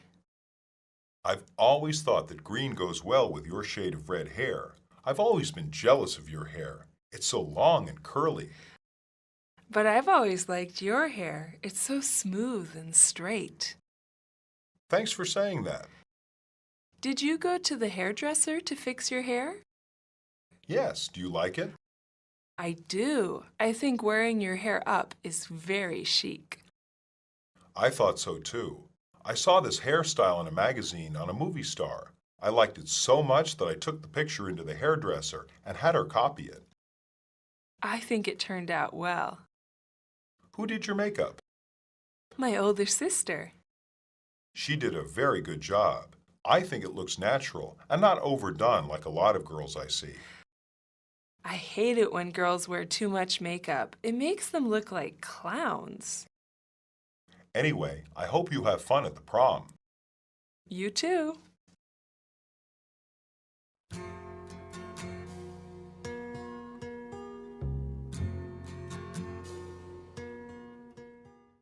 Substitutions. 1. Because your smile brightens up my day. Because your smile makes me happy. Because your smile makes my day. Because your smile always cheers me up. 2. Can't I just enjoy your company? I just like being around you. Your presence is enough. I don't need another reason other than I enjoy your company. 3. I think it suits you well. I think it matches your personality. I think it goes well with your hair. I think it fits you. 4. That is nice of you to say so. Thank you for saying so. It's nice of you to tell me. I appreciate the compliment. 5. Have you done something new with your hair? Did you change your hairstyle? Have you cut your hair? Is that a new hairstyle? 6. All you had to do was ask. You only had to be straightforward. You should have just gotten directly to the point. You didn't have to beat around the bush. 7. You didn't have to try to butter me up first. You didn't have to try to flatter me first. You didn't have to try to compliment me first. You didn't have to try to say nice things about me first. 8. Nothing in particular. Nothing specific. I didn't have anything in mind. I don't have anything concrete to discuss. 9. Since you've taken over, I think that the entire office is working more efficiently and effectively. Since you've taken charge, I think that the entire office is working more efficiently and effectively. Since you've taken leadership, I think that the entire office is working more efficiently and effectively. Since you've taken the reins, I think that the entire office is working more efficiently and effectively. 10. It is good of you to notice. It is good of you to say something. It is good of you to point it out. It is good of you to let me know you are aware of it. 11. Is that true? Can you confirm that? Is there truth to the rumor? Is that right? 12. I spent all day getting ready. I spent all day preparing. I spent all day dressing up. I spent all day trying to look my best.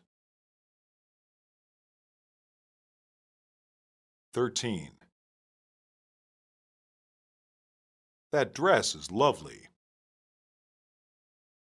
That hairstyle is lovely. That outfit is lovely. That blouse is lovely. 14. It's so long and curly. It's so short and smooth. It's so thick and wavy. It's so shiny and neat. 15. I think it turned out well. I think she did a good job. I think she copied it perfectly. I think it looks exactly like the picture.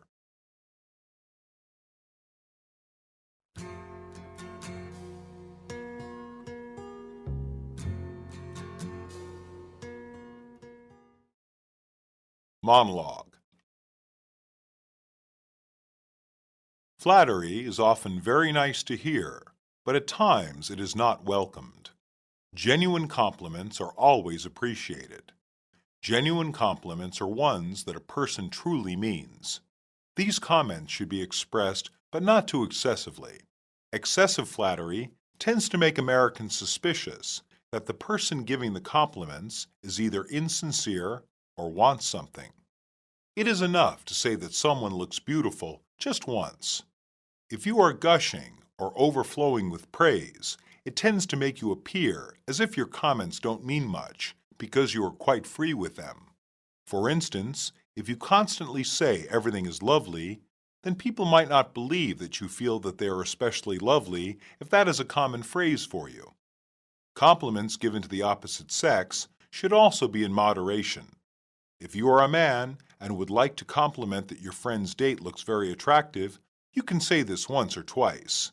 Any more would probably offend your friend because it would feel like you were paying too much attention to his companion. Finally, compliments should be given without any expectation of something in return. Numerous admiring comments to an employer would not be appreciated because it would look like you were kissing up to him or her. Kissing up is when someone gives false praise to another in order to get something. This is a quality much detested by Americans.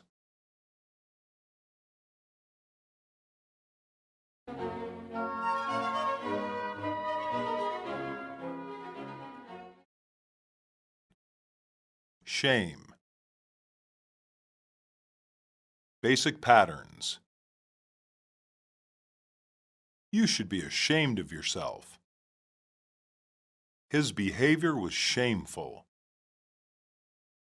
He has disgraced his entire family. She is a disgrace to her country. I feel very ashamed for what I did. I want to apologize for the shame I have brought on this school. He blushed with shame. That man has no shame. He couldn't hide his embarrassment. His shame was evident to everyone. I lied to my parents, and now I feel very guilty. I feel so ashamed of myself. I can't believe I fell flat on my face at the recital. I'm so ashamed and embarrassed. I don't think I can face my friends and family.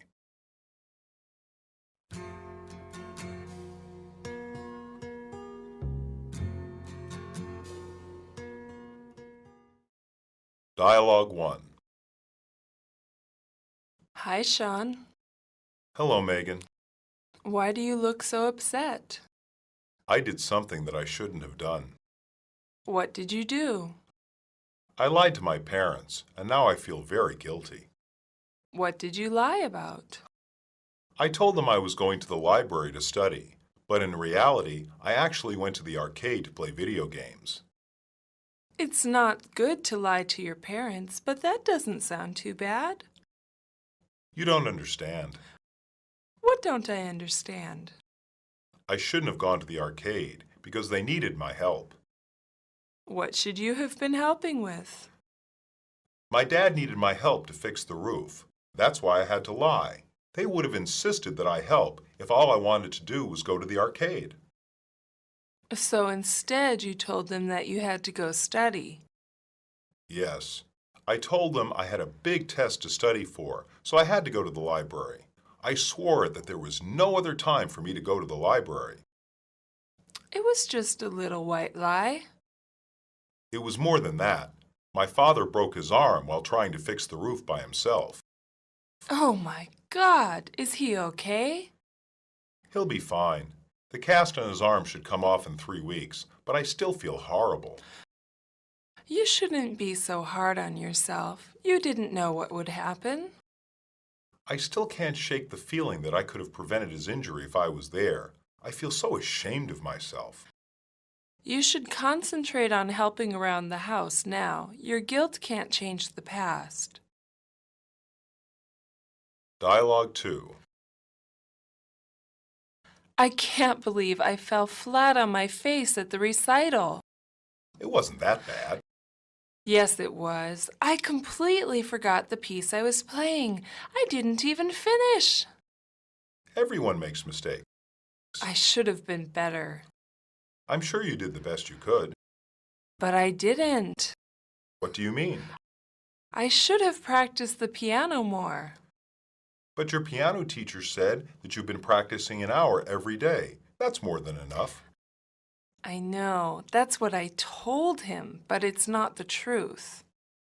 Why did you lie to him? I haven't been practicing, but I didn't want to get into trouble, so I lied and said that I practiced every day. What have you been doing instead? I've just been fooling around. Then I guess you have no one to blame but yourself. I know. I'm so ashamed and embarrassed. My grandparents made a special trip here to see me play the piano.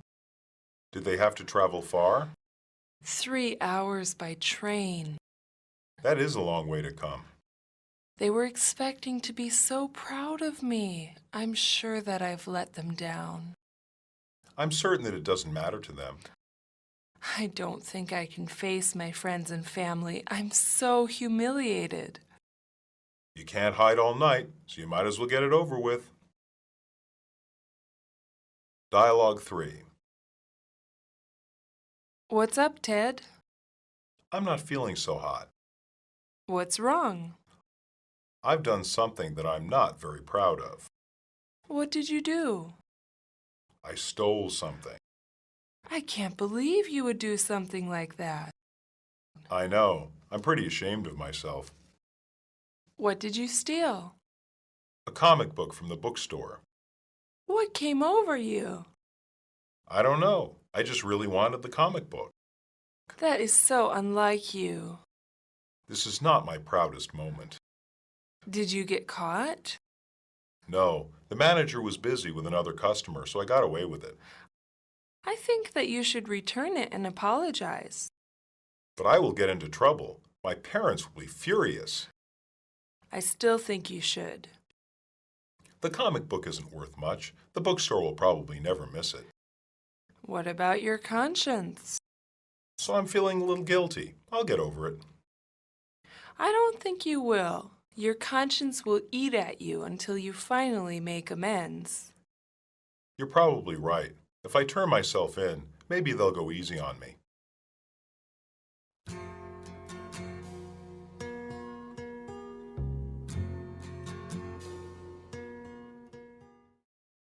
Substitutions. 1. I lied to my parents, and now I feel very guilt-ridden. I lied to my parents, and now I feel very sorry. I lied to my parents, and now I feel very remorseful. I lied to my parents, and now I feel very repentant. 2. I told them I was going to the library to study, but in reality, I actually went to the arcade to play video games. I told them I was going to the library to study, but in truth, I actually went to the arcade to play video games. I told them I was going to the library to study, but actually, I went to the arcade to play video games. I told them I was going to the library to study, but in fact, I actually went to the arcade to play video games. 3. I swore that there was no other time for me to go to the library. I maintained that there was no other time for me to go to the library. I insisted that there was no other time for me to go to the library. I claimed that there was no other time for me to go to the library. 4. It was just a little white lie. It was just a tiny untruth. It was just a fib. It was just a trivial falsehood. 5. You shouldn't be so hard on yourself. You shouldn't blame yourself. You shouldn't punish yourself. You shouldn't condemn yourself. 6. I can't believe I fell flat on my face at the recital. I can't believe I failed at the recital. I can't believe I embarrassed myself at the recital. I can't believe I bombed at the recital. 7. Everyone makes mistakes. No one is perfect. We all slip up sometimes. We are only human. 8. I should have practiced the piano more. I should have practiced the violin more. I should have practiced the cello more. I should have practiced the trumpet more. 9. I've just been fooling around. I've just been goofing off. I've just been playing around. I've just been messing about. 10. I don't think I can face my friends and family. I don't think I can meet the eyes of my friends and family. I don't think I can confront my friends and family. I don't think I can cope with my friends and family. 11. I've done something that I'm not very proud of. I've done something that I am ashamed of. I've done something that I can't face. I've done something that I can't live up to. 12. I stole something to me. I shoplifted. I committed a crime. 13. What came over you? What possessed you to do such a thing? How do you excuse this? What can you say to explain your actions? 14. That is so unlike you. That is so out of character for you. That is not like you. That is not how you normally behave. 15.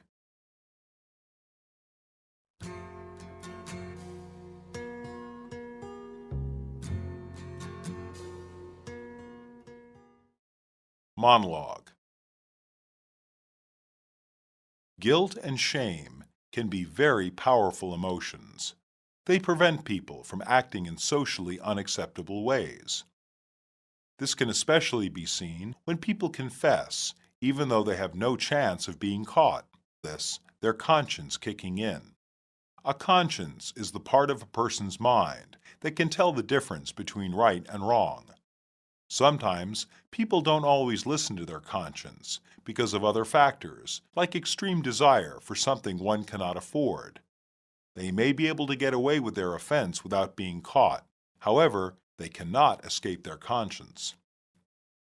Once, when he was 8 years old, he stole some candy from a local store. No one saw him, and he got away with his crime completely. However, the values taught to him by his parents wouldn't let him eat the candy. He felt so guilty that he took something that didn't belong to him that he returned the candy to the store a week later and apologized. No person made him do this.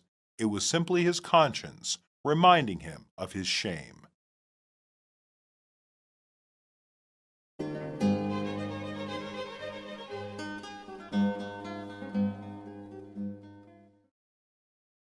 Ridicule. Basic patterns. He's always making mistakes. Does she always dress that badly? You are such an idiot. What you are saying is ridiculous. His argument is nonsense. He is an awful actor. That is the most stupid thing I have ever heard. He is the worst worker here. This poem is awful. Your music is hurting my ears. Then why was everyone laughing at me? They were having fun at my expense. I don't like the embarrassment. Then that's too bad, because I'm never going to put myself through that ordeal again. Last week, I did something really dumb, and everyone laughed.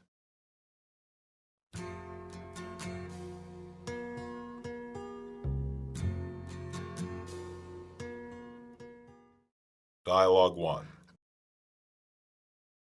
I can't believe I did so badly. Wasn't that bad? Yes, it was. Everyone was laughing at me. People can be stupid. Forget them. I'm just so embarrassed. I'll never do it again. It's just for fun. When people do karaoke, no one expects a professional. But I wasn't even passably good. You were fine. I could make a screeching cat sound good. You're being too dramatic. Then why was everyone laughing at me?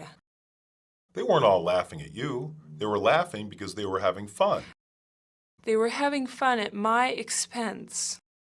I think you're wrong. Well, I don't care. I'm still never going to sing in public again. The only important thing is to have fun when doing karaoke. I don't like the embarrassment. Next time, I'll just watch from the audience. But it's more fun to participate. You are going to miss out. Then that's too bad, because I'm never going to put myself through that ordeal again. I think you will regret it. Dialogue 2.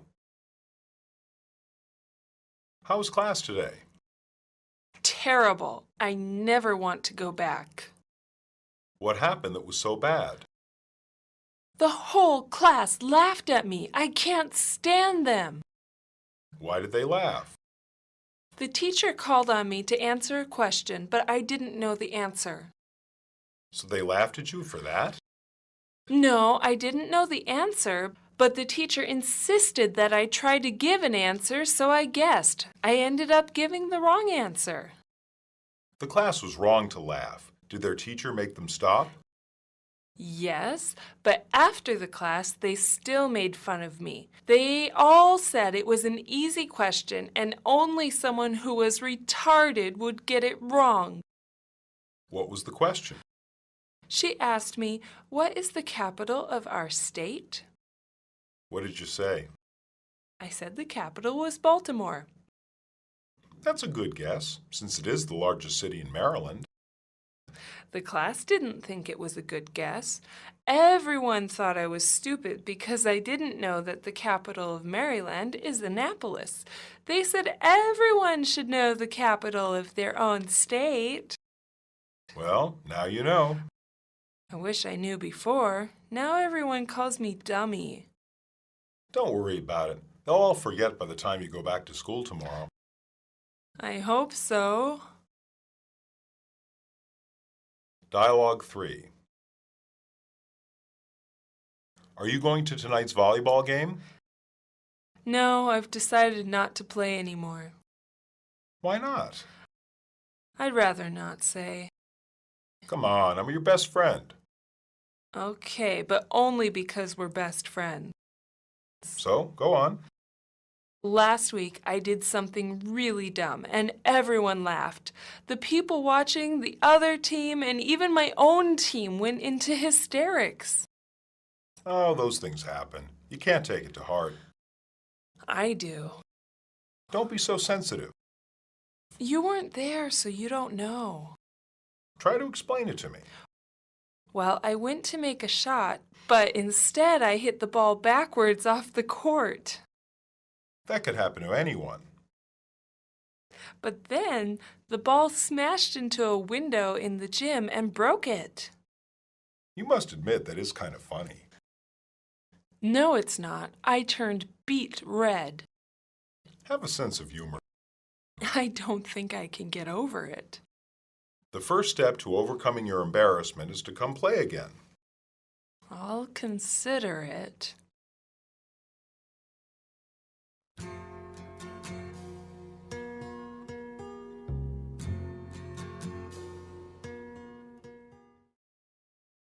Substitutions. 1. Everyone was laughing at me. Everyone was making fun of me. Everyone was ridiculing me. Everyone was mocking me. 2. People can be stupid. People can be insensitive. People can be thoughtless. People can be inconsiderate. 3. I could make a screeching cat sound good. I could make a howling dog sound good. I could make a screaming child sound good. I could make nails scraping a chalkboard sound good. 4. I'm still never going to sing in public again. I'm still never going to sing on stage again. I'm still never going to sing in front of people again. I'm still never going to sing for a crowd again. 5. You are going to miss out. You are not going to have fun in life that way. You are not going to live life to the fullest. You are not going to experience all you can. 6. I never want to go back. I can't show my face there. I can't face those people. I won't go through that again. 7. No, I didn't know the answer, but the teacher insisted that I try to give an answer, so I guessed. No, I didn't know the answer, but the teacher insisted that I try to give an answer, so I took a long shot. No, I didn't know the answer, but the teacher insisted that I try to give an answer, so I made a wild guess. No, I didn't know the answer, but the teacher insisted that I try to give an answer, so I made an attempt.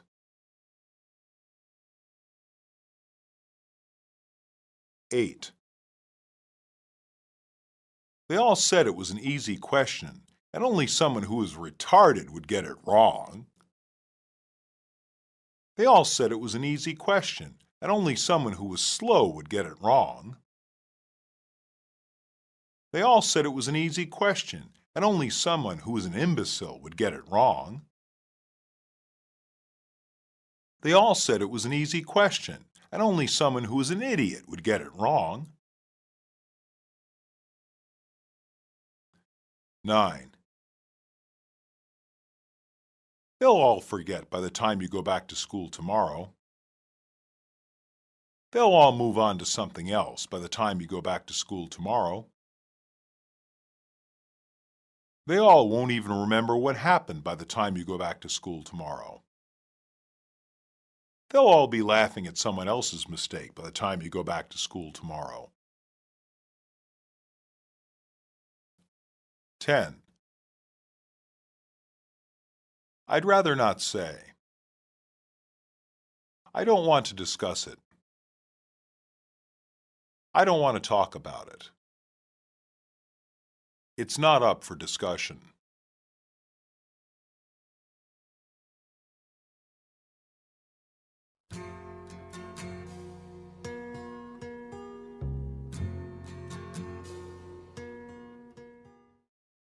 Monologue.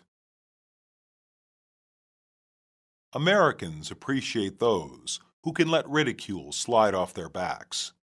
The idiom, slide off their back, means that it doesn't let something affect or bother them. No one likes being made fun of, but people who react very badly to it, such as storming off or crying, tend to lose respect in the eyes of many Americans. According to ideal stereotypes that many Americans have, the butt or victim of the laughter should either pretend not to care or be able to find the humor in the situation and fall down laughing with everyone else. For instance, April 1st is April Fool's Day in the U.S. People usually play funny pranks on others on this day. This is considered to be fun. Unless the joke or prank causes harm or is done with malice, people expect the target of the joke to be able to laugh at himself or herself. Those that cannot are judged to have a poor sense of humor and an inability to have fun.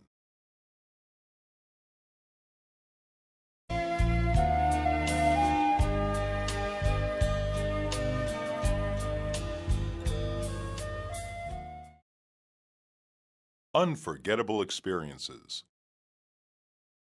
Basic patterns. I once met the president. Swimming with dolphins was unforgettable. I almost drowned when I was a boy. Last year, I went to the Great Wall. I'll never forget the day I met my husband. This is the most memorable day of my life. You only graduate from college once. Esther is a truly unforgettable person. How can I forget the day my child was born? I can't forget how much you have done for me. The one thing that I will never forget is swimming with the dolphins. It was an unbelievable experience. I made sure that I took lots of pictures so I can always remember my trip. I wanted to capture every last detail. I want to be able to share this memorable experience with everyone I care about.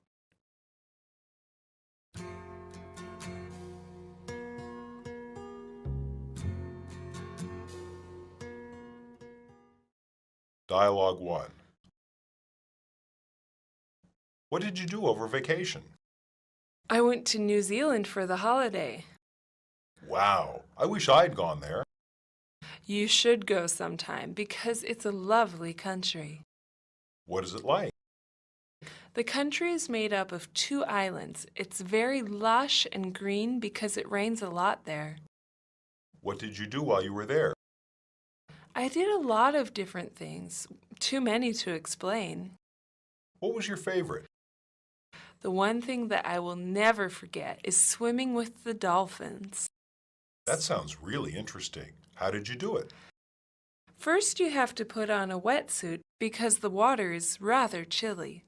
Then you get into a very large pool where you can swim with the dolphins. Was it expensive? A little steep, but worth every penny. Is it very dangerous? No, the dolphins are very gentle. Did you know scientists believe they are smarter than dogs? I wasn't aware of that. You mean that you can actually swim with them without anything between you and them? Nothing between us at all. I even got to touch the dolphins. What was it like? At first, I was only brave enough to pet them with my hand, but then I got braver and held on to one's fin while it took me for a swim. You actually held on to the dolphin while it was swimming? Yes, we moved very quickly and gracefully through the water. It was unforgettable. I can't even imagine how that would feel. You really had to be there. Dialogue 2. Where did you go on your lunch break? I went to pick up my film. May I see your pictures? Sure. What are they of? My trip to Pompeii Ooh, when did you go? this past summer. Did you enjoy it? It was an unbelievable experience. Tell me about it. Pompeii is an ancient city in Italy that was buried by volcanic ash when the local volcano, Mount Vesuvius, erupted. Why is it so amazing? Lots of cities have been destroyed by volcanoes. This city is so amazing because the ash from the volcano perfectly preserved everything in the town. Even the people who died? Even the people. It has allowed archaeologists to study how the people lived back then. They have carefully uncovered the city for study. It sounds like an important discovery. It is, because the people were completely surprised by the volcano. They were trapped doing everyday things, such as cooking and selling goods in the market. It is not often that archaeologists can study the lives of the common people. Why is that? Usually nothing survives from them because only the objects and writings of the rich and powerful are studied and preserved. This all sounds fascinating. I made sure that I took lots of pictures so I can always remember my trip. How many rolls did you take? 10. Whoa, that's a lot. Like I said, I wanted to capture every last detail. Dialogue 3. Are you up to anything? No, why? Want to run some errands with me? Sure. What do you need to do? First, I need to make sure to pick up my dry cleaning. Why is it so important? Because it's the dress I want to wear to graduation. Oh, then we need to make certain we get that done. Also, I have to go to the mall. What do you have to pick up at the mall? I need to buy a camera. Don't you have a camera? No, I recently lost it. Do you think it will be very expensive? Yes, because I want to buy a new digital camera, not just a regular 35mm one. Why spend so much extra money? I want to be able to send pictures of my graduation to my entire family. Why not just mail them pictures? If I mail them photos, I have to go to the extra trouble of making duplicate copies, buying stamps, and addressing envelopes. I'm too lazy to do all that. What's easier with a digital camera? A digital camera will let me just email photos to all my friends and family. It's much easier to send emails than the other way. It does sound more convenient. Also, some of my loved ones live very far away, and postage could be very expensive. I guess a digital camera is a good buy. I want to be able to share this memorable experience with everyone I care about.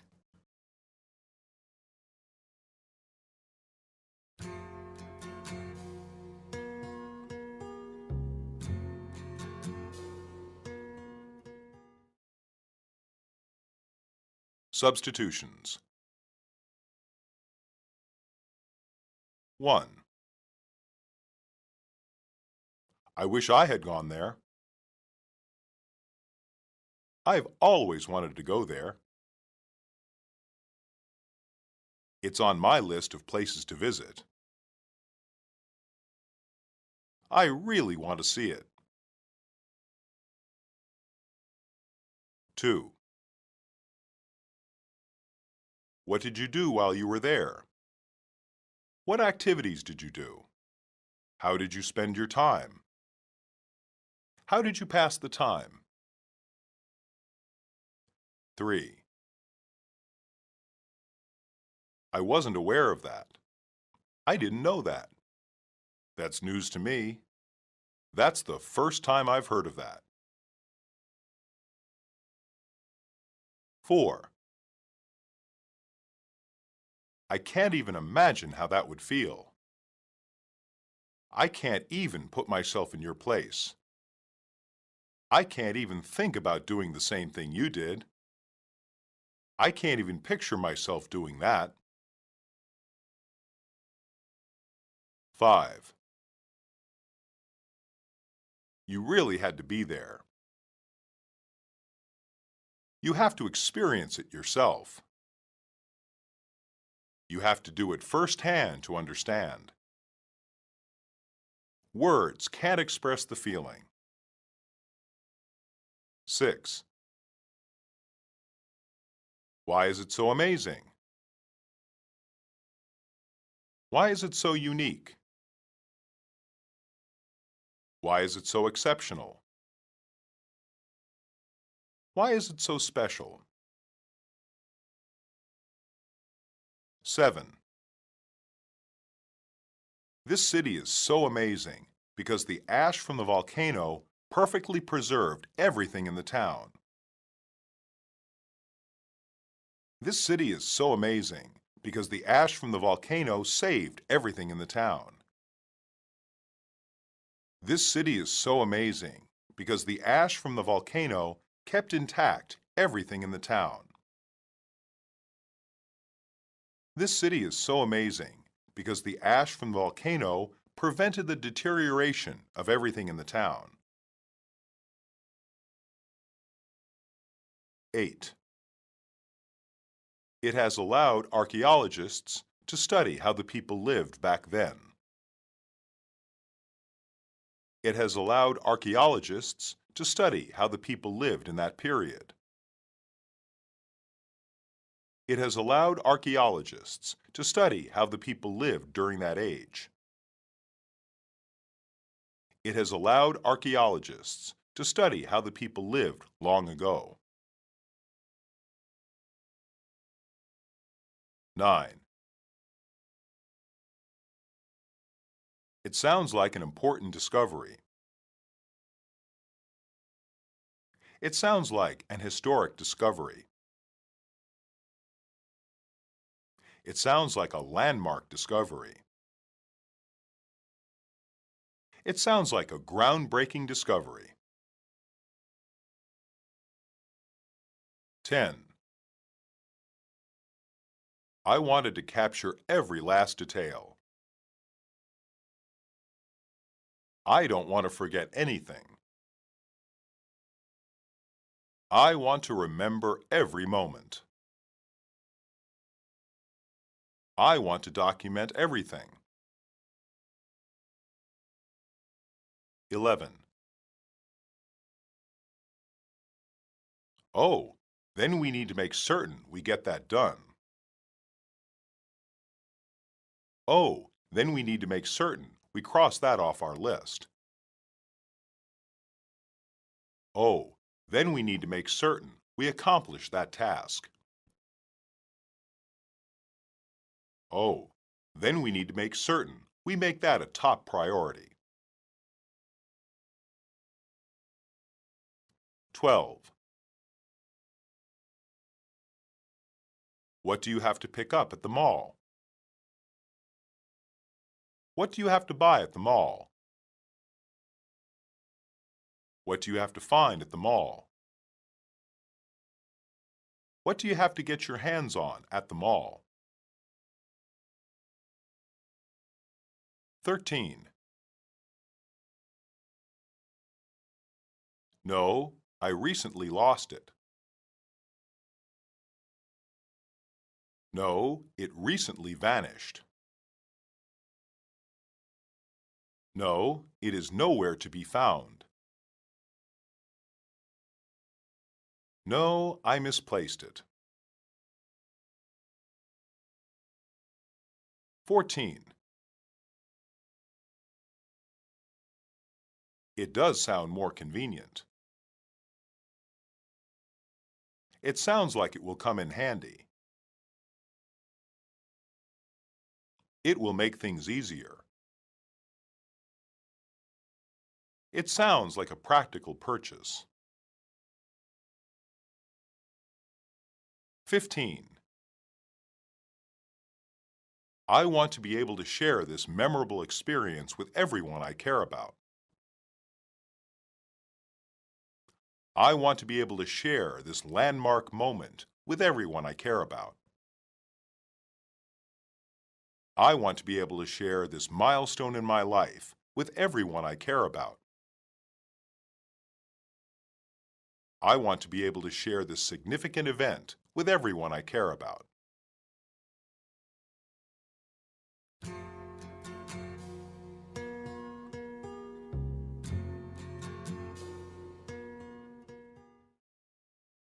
Monologue. The dolphin is a favorite animal among most Americans.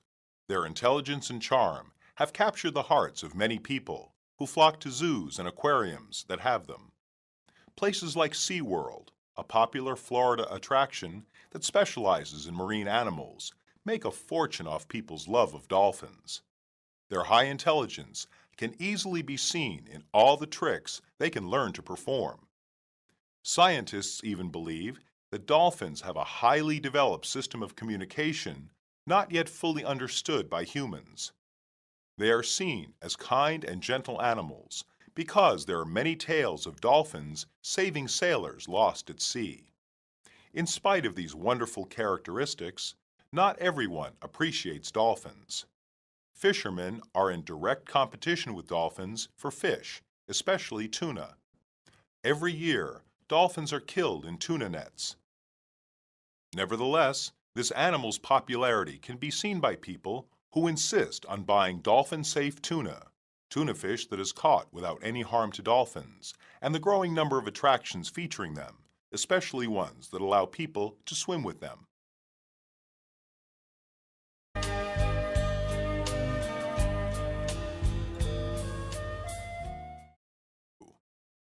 Sweet memories. Basic patterns. Do you remember how the flowers used to smell on our farm? You were wearing the blue dress on our first date. I loved to sit under that oak tree as a child. Some of my best memories are from college. These pictures bring back some great memories. Fresh grass always reminds me of childhood summers. I love New York in the summer. I can't forget the way her hair smelled. That reminds me of my first dog. I still like thinking about my first girlfriend. Pictures are nice, but I don't need any reminders for such a milestone in our lives. There have been many other moments since we've become parents that I will remember just as much. It's a very significant moment in your life. One of the best memories I have of him was when I first got him.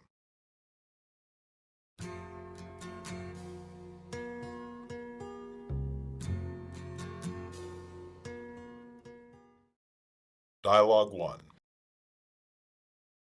Can you believe that Cassie is almost 5 years old? It seems like just yesterday that we brought her home from the hospital. Do you remember the night she was born? Of course, how could I forget? We were so nervous that night. We had good reason. There was so much traffic that I didn't think we'd make it to the hospital on time. I must admit that I was worried that I might have the baby in the car on the way. We made it in the nick of time. Even though it was stressful then, it's good we can laugh about it now. Looking back on it, I can see the humor, but at the moment I couldn't imagine ever finding it funny. But having a baby to bring home made it all worth it. It was really good of our families to welcome us home when we brought Cassie home from the hospital. I was so happy to see our loved ones waiting with balloons and presents for Cassie. I remember that everyone took so many pictures that day. It was very nice of your mother to put some of those pictures together in an album. Did you save it? Of course I did. I want Cassie to have a keepsake of her first day at home. I've put it in a safe place until she's old enough to appreciate it. Pictures are nice, but I don't need any reminders for such a milestone in our lives. Yes, there are just some things that people will always hold dear. There have been many other moments since we've become parents that I will remember just as much. And there are sure to be more to come. Dialogue 2. I hear that you have an anniversary coming up. That's right, at the end of the month. How long have you been married? 5 years. Did you know each other long before you got married? We dated a little over 2 years before we got married. How did you two meet? We met in college. I'll never forget the day we met. I don't doubt that. It's a very significant moment in your life. Give me some details. I was a junior in college, and we had just begun the new school year when I ran into him. What exactly brought you together? Well, I was sitting under a tree reading a book when a guy came up and asked me where the library was located. And that guy is now your husband. You guessed right. He came up and explained to me that he was a new transfer student and he didn't know his way around the campus. What happened next? I offered to show him where the library was, and he took me to lunch as a way to say thank you. That is such a sweet story. Later, he confessed to me that he really did know where the library was, but he just used that as an excuse to introduce himself to me. He said that he saw me under the tree and just had to meet me. So it was love at first sight for him. That's what he says. You must never get tired of telling that story because it's so wonderful. I tell it as often as I get a chance to because I love it so much. Dialogue 3. Isn't this a cute picture of a puppy? Yes, it is. He reminds me of my first dog, What was his name? Gus. Why does this picture remind you of him? The puppy in the photo looks a bit like him. What happened to Gus? He died. Oh, I'm very sorry. It's all right. It happened many years ago. I'm sure you have many good memories of him. I do. We used to do everything together. Tell me some stories about him. One of the best memories I have of him was when I first got him. How did you get him? I was 10 and had been pestering my parents for a dog for years. Why wouldn't they get you a dog? They told me I was too young to take care of a puppy. What made them change their minds? Maybe because I had gotten older, or they couldn't resist how much I wanted a puppy. I'm not sure. How did they give him to you? One day I came home from school, and my parents said they had a surprise for me, and it was waiting for me in my room. What did you do then? I ran up the stairs to my room and threw open the door. What did you find? There was a tiny puppy with a big red bow around his neck at the foot of my bed. Oh, how cute! What was he doing? Actually, nothing. He was fast asleep. For the rest of his life, he slept on the exact same spot at the end of my bed every night. That's a great childhood memory.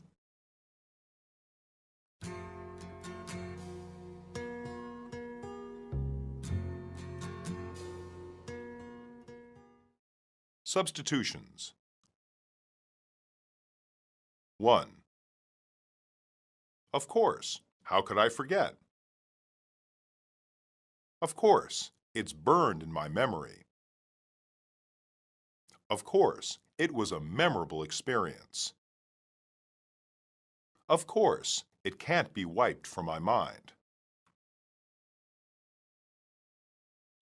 2. We made it in the nick of time. We barely made it. We didn't leave any time to spare. It was a close call. 3. I want Cassie to have a keepsake of her first day at home. I want Cassie to have a memento of her first day at home. I want Cassie to have a reminder of her first day at home. I want Cassie to have a souvenir of her first day at home. 4.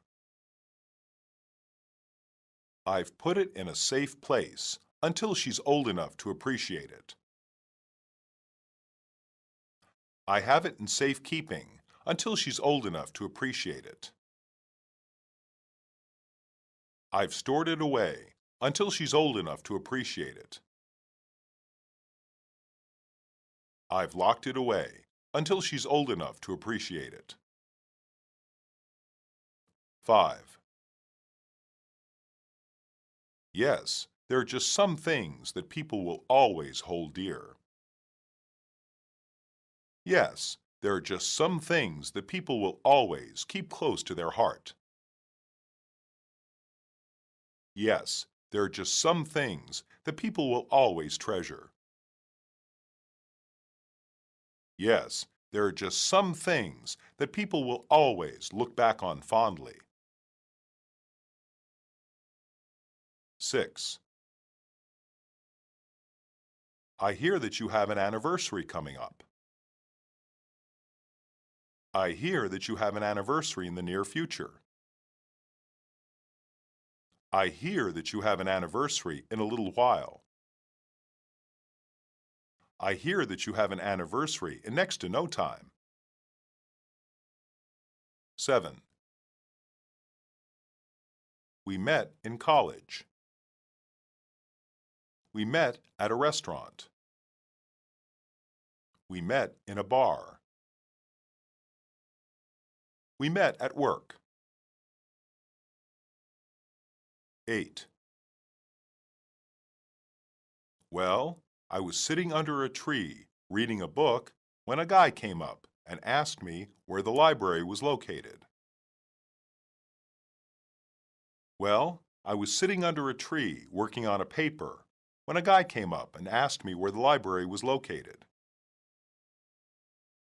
Well, I I was sitting under a tree listening to music when a guy came up and asked me where the library was located. Well, I was sitting under a tree flipping through a magazine when a guy came up and asked me where the library was located. 9. You guessed right. You hit the nail on the head. Exactly. That's correct. 10. I tell it as often as I get a chance to, because I love it so much. I tell it as much as I can, because I love it so much. I tell it as many times as people will let me, because I love it so much. I tell it to anyone who will listen, because I love it so much. 11. What happened to Gus? Where is Gus now? What's Gus doing now?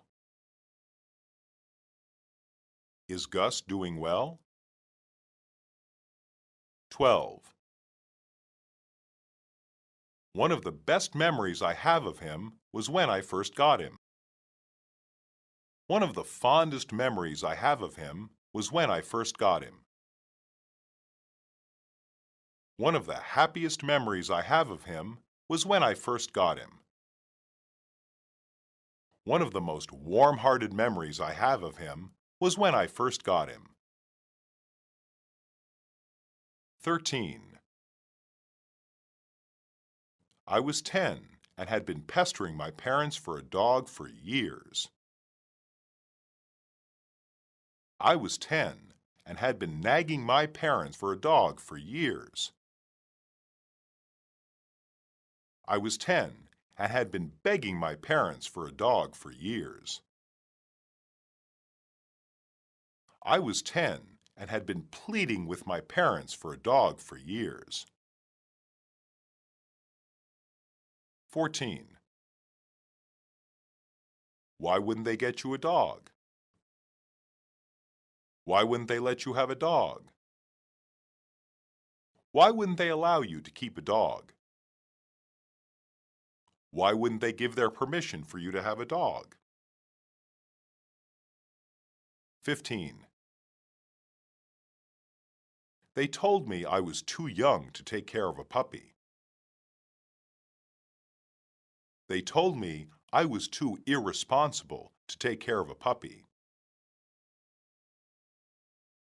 They told me I was too to take care of a puppy. They told me I was too careless to take care of a puppy.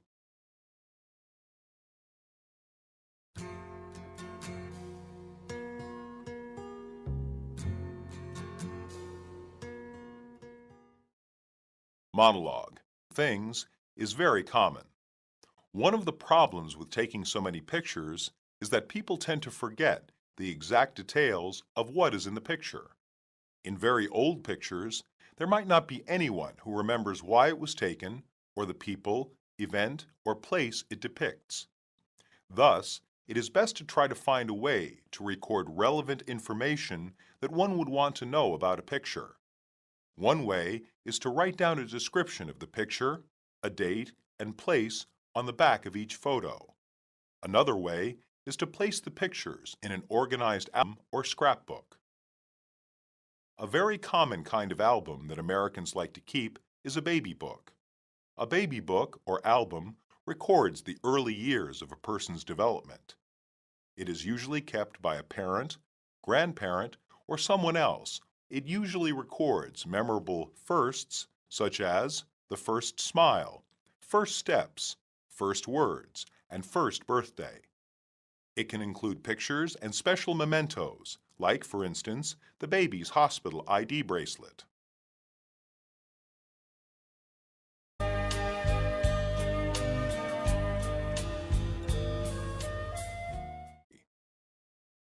Memorable people.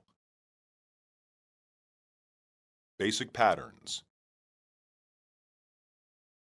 Jeff was the funniest guy in our class. The whole town thought Jim was a good mayor. I'm glad to see that you still remember me. How could I forget my favorite college professor? Alfred was the tallest in school. Worst employer I ever had. Our nation owes a lot to Martin Luther King Jr. Susan was the prettiest girl in our town. Karen had a beautiful singing voice. He helped many people in his long career. Your old classmates? Nevertheless, she is someone I'll never forget. Courage won't be forgotten.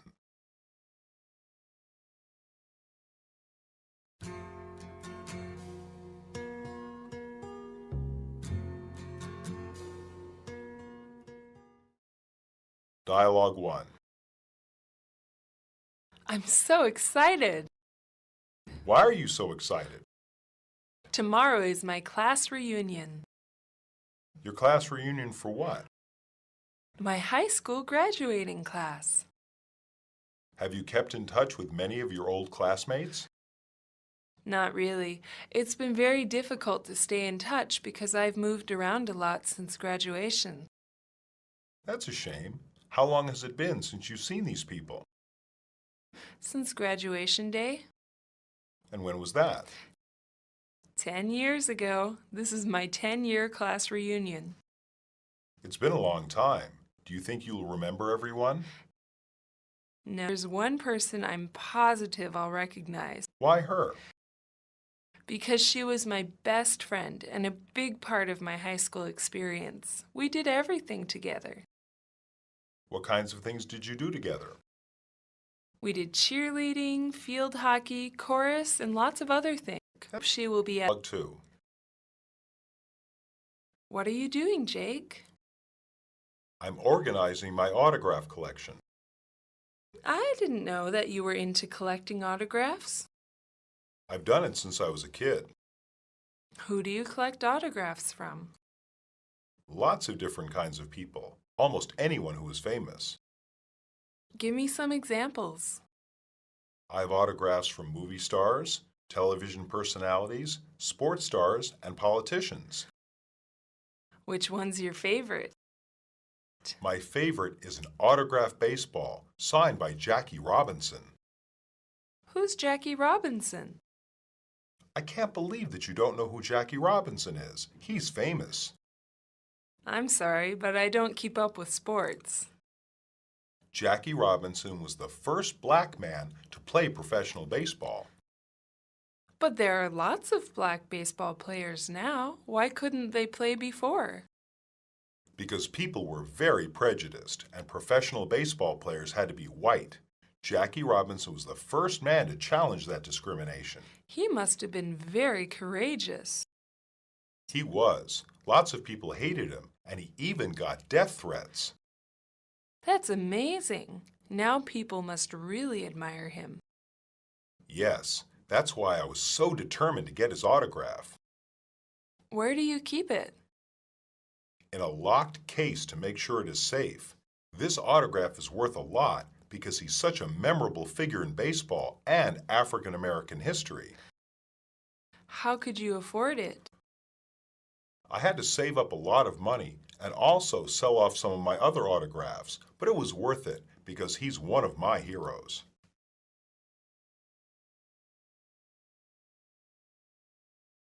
Dialogue 3. Would you do me a favor? Ask away. Would you mail a letter for me tomorrow? I'd like to, but I can't. Why not? Because tomorrow is Martin Luther King Jr.'s birthday, and all the post offices will be closed. Oh, I forgot about that. I'd be happy to mail it for you the next day. That's okay. I'll be able to do it then. Martin Luther King Jr. has always been a hero of mine. Me too, but I think almost everyone in the country knows what an important figure he was.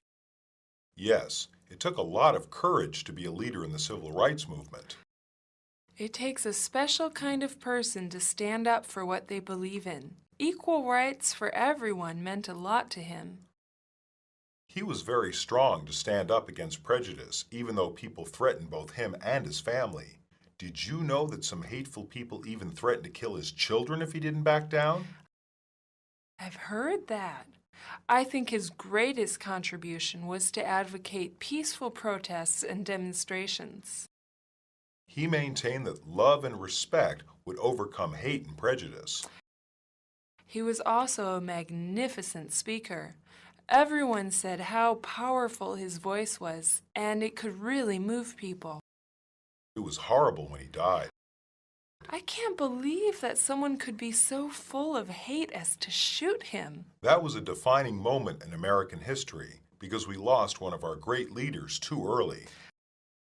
I don't think this country should ever forget his contribution. His courage won't be forgotten. That's why we celebrate his birthday as a national holiday.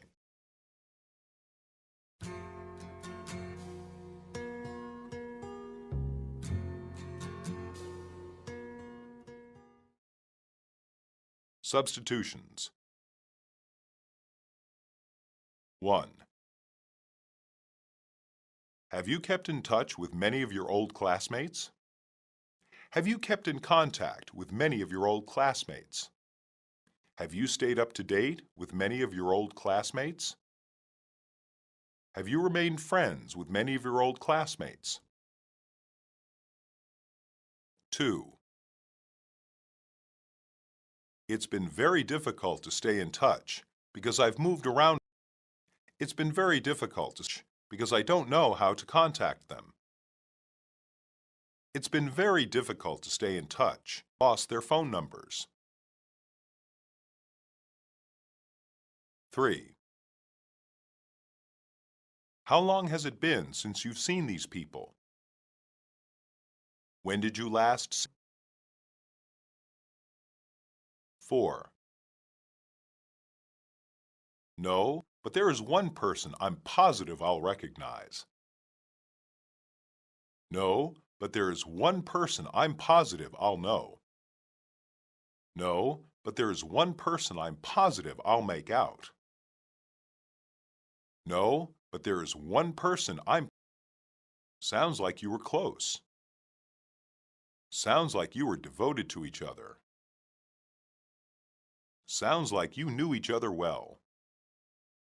Sounds like you couldn't be separated. 6.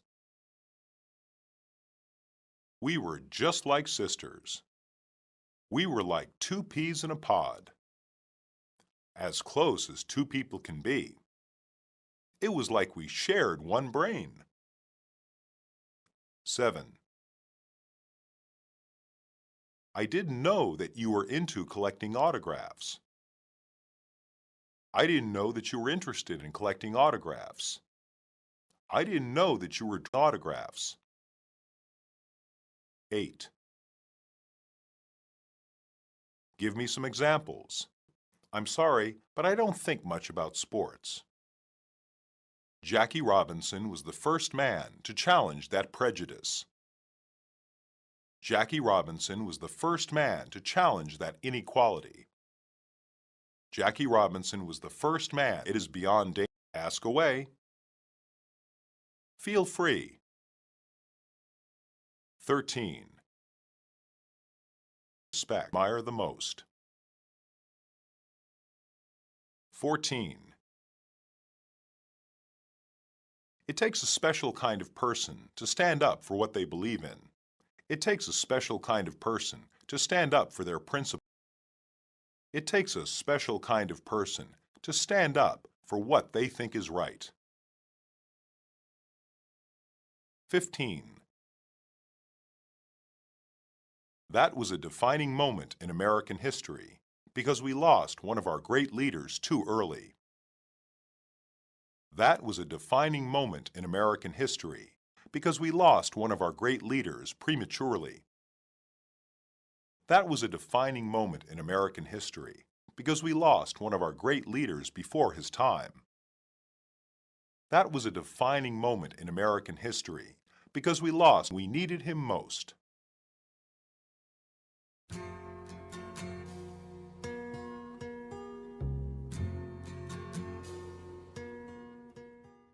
Monologue.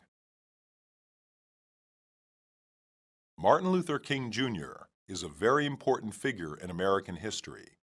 In addition to being a minister, he was a major leader of the Civil Rights Movement. The Civil Rights Movement was an organized action by African Americans in the 1950s and 1960s to petition for equal rights.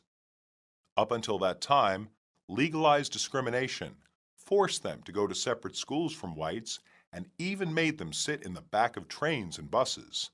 It was even illegal for blacks to use the same public restrooms and water fountains as white people. The Civil Rights Movement sought to change all this and give blacks equal treatment under the law. King advocated nonviolent means of protest against injustice, such as peaceful demonstrations like marches and sit-ins. A sit-in was an organized effort where blacks would sit in restaurants that refused to serve black people. They wouldn't damage anything or attack anyone. They would just peacefully remain in silent protest. King was seen as such a strong leader that those prejudiced people who wanted to stop the civil rights movement targeted him. He received numerous death threats against himself and his family, and the church he preached at was bombed. None of these things deterred him.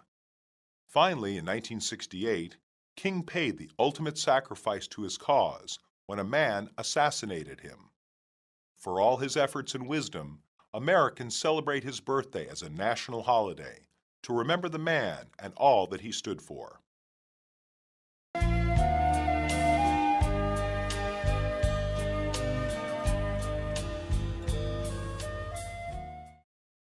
Ecstatic experiences. Basic patterns. I love my new job. That surprise birthday party was great. This balloon ride is incredible. Our trip to the mountain was amazing. My first time scuba diving was unforgettable. Tasting this chocolate is pure ecstasy. Parachuting gives me an incredible rush. It's not safe, but I love driving fast. My greatest thrill is going on the roller coaster. I love the way these sheets feel wrapped around me. I can't believe this is really happening. You'll probably feel differently when some of the excitement has passed. I didn't think I would get it, but I did. I do, but right now I'm so excited that nothing could rain on my parade. Why are you so worked up?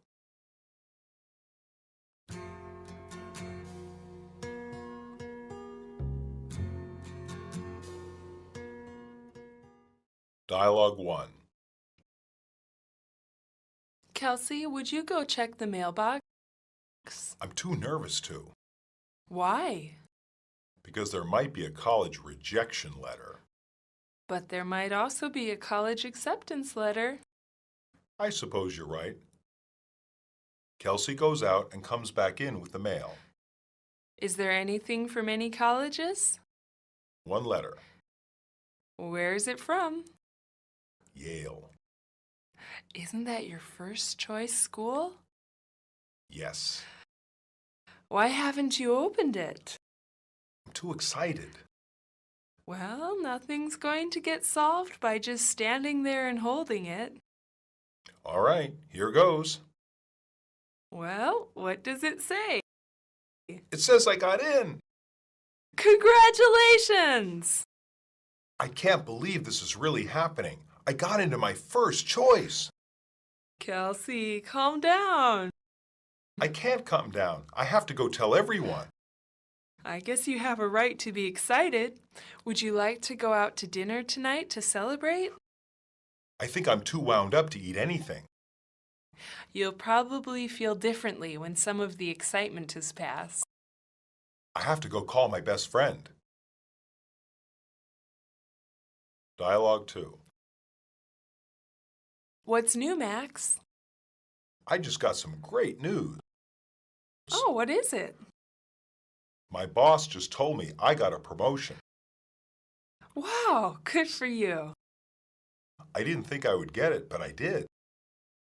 Why didn't you think you would receive the promotion? Because the competition was fierce. Many of the other people who were up for the job had been at the company much longer than I have. Your boss must really think highly of you to advance you before those others. I guess so. Do you think those other people will be jealous? I'm not sure, but it doesn't matter. Don't you care what your coworkers think? I do, but right now I'm so excited that nothing could rain on my parade. Does the job have many perks? Loads. Like what? I get a company car, an expense account, 3 weeks paid, and a huge raise. That's a lot to be happy about. It's almost too much to believe. How will you celebrate? I think I'll treat myself to a new stereo. I've been putting off buying one because I didn't think I could afford it. Now with my new salary, I can easily pay for it. Dialogue 3. Why are you so worked up? I just got some fantastic news. What is it? You won't believe this.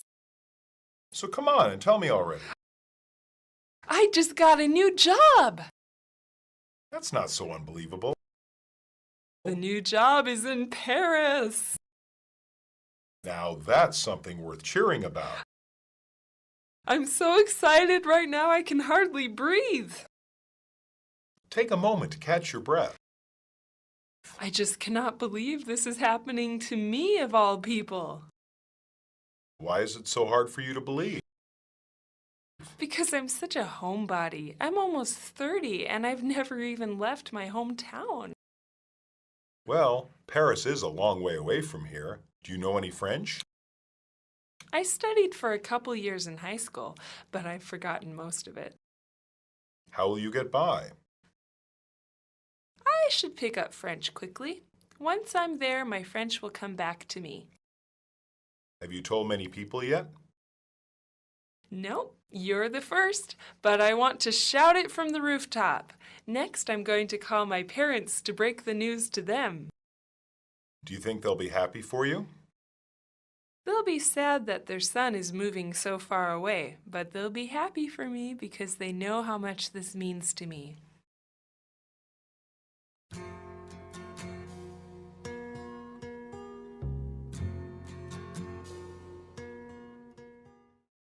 Substitutions. 1. Kelsey, would you go check the mailbox? Kelsey, would you see if the mail is here? Kelsey, would you find out if the postman has come by? Kelsey, would you see if there's anything in the mailbox? 2. Where is it from? Who sent it? What's the return address? Do you know who it is from? 3. Well, nothing's going to get solved by just standing there and holding it. Well, nothing's going to get revealed by just standing there and holding it. Well, nothing's going to get figured out by just standing there and holding it. Well, nothing's going to get answered by just standing there and holding it. 4. Well, what does it say? Well, what's in it? Well, is it good news? Well, is it bad news? 5. You'll probably feel differently when some of the excitement has passed. You'll probably feel differently when you've calmed down. You'll probably feel differently when you've settled down some. You'll probably feel differently when your enthusiasm has subsided. 6. Good for you. Congratulations. Well done. Nice job. 7. Many of the other people who I was competing against for the job have been at the company much longer than I have. Many of the other people who are also in the running for the job have been at the company much longer than I have. Many of the other people who are in contention for the job have been at the company much longer than I have. 8. I do, but right now I'm so excited that nothing could rain on my parade. I do, but right now I'm so excited that nothing could bring me down. I do, but right now I'm so excited that nothing could reduce my happiness. I do, but right now I'm so excited that nothing can bring me off my high. 9. Does the job have many perks? Does the job have many benefits? Does the job have many bonuses? Does the job have many extras? 10. It's almost too much to believe. It's too much for me. I can barely comprehend it all. I can hardly take it all in. 11. I just got some fantastic news. I just got some tremendous news. I just got some excellent news. I just got some marvelous news. 12. So come on and tell me already. Stop beating around the bush. Out with it. Get on with it. 13. I'm so excited right now I can hardly breathe. I'm so wound up right now I can hardly breathe. I'm so keyed up right now I can hardly breathe. I'm so thrilled right now I can hardly breathe. 14. Now that's something worth cheering about. Now that's something worth being excited over. Now that's something worth celebrating. Now that's something worth throwing a party over. 15. No, you're the first, but I want to shout it from the rooftops. No, you're the first, but I want to tell the whole world.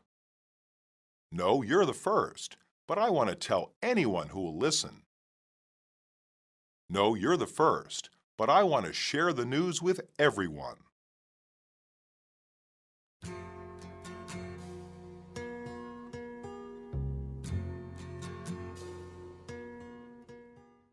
Monologue. Americans have many ways of celebrating good news. For major occasions, such as going away to college or a significant birthday, a party is usually called for. Significant birthdays include the 16th, 18th, 21st, 40th, and 100th. The 16th is important because it is usually when teenagers can go and get their driver's licenses. The 18th birthday is noteworthy because one officially becomes a legal adult in most aspects and can vote in political elections. When someone turns 21, they can legally buy and drink alcohol. The 40th birthday signifies the move into middle age, and for many it is considered the beginning of becoming old. The 100th birthday is obvious, since it is quite a feat to reach that age. For other kinds of events, such as a promotion or a reward for doing a good job on an assignment, maybe a dinner or small gift is needed. These events are usually personal or work-related and aren't generally recognized major milestones.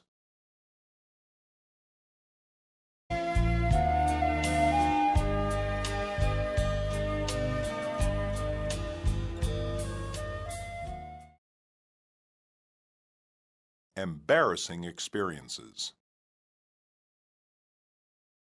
Basic patterns. I can't believe I said something that stupid at the party. I just spilled my drink all over my pants. Halfway through my speech, I forgot the rest of what I wanted to say. I didn't notice the stain until I got to work. He tripped and fell right in front of the guests. She came to the party in the same dress as me. My ex-girlfriend told everyone at the party about me. He was so sick that he vomited right in the middle of dinner. I just realized that this shirt isn't clean. Someone told Bob what I said about him. That has to be my most embarrassing moment ever. That shouldn't be enough to cause you to quit. That is a little embarrassing. Still, you shouldn't stop doing something you liked just because of one incident. I embarrassed myself the entire evening.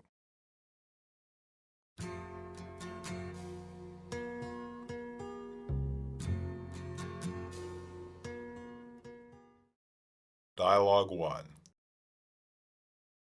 Hi, Mitch. Hi, Bethany. I meant to ask you earlier how your speech went. I'd rather not talk about it. That bad? Worse. I'm so sorry. Do you mind if I asked what happened? It's too embarrassing. You can tell me. I completely forgot my speech. Oh no, what did you do? I stood at the podium for 5 minutes trying to remember how it went, but I just couldn't recall it. Didn't you have any notes? No, I was so confident about giving the speech that I didn't bother with any notes. Did you manage to somehow finish the speech? No, after standing in silence for 5 minutes, I just ran off the stage. What did everyone else do? They didn't know how to react, so they just let the next speaker talk. How embarrassing. I don't think I'll ever get over it. In time you will. I don't know about that. That has to be my most embarrassing moment ever. You'll do better next time. I don't think there will be a next time. Dialogue 2. Hi, Ross. Hi, Caitlin. What are you doing here at the supermarket? I'm just getting some shopping done. Why do you ask? I just thought you usually had dance practice at this time. I normally do. Why don't you have dance practice today?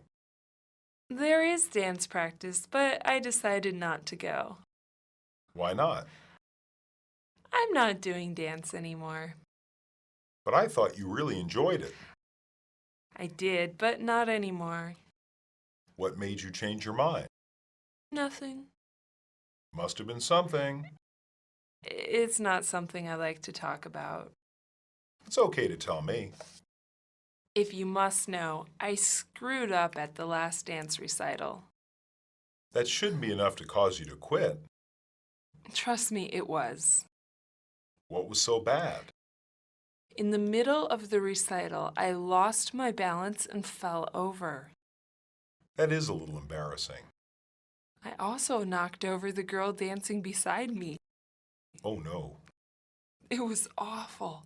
The entire audience burst out into hysterics. I couldn't believe I could be so clumsy. Still, you shouldn't stop doing something you like just because of one incident. I might consider going back. Dialogue 3.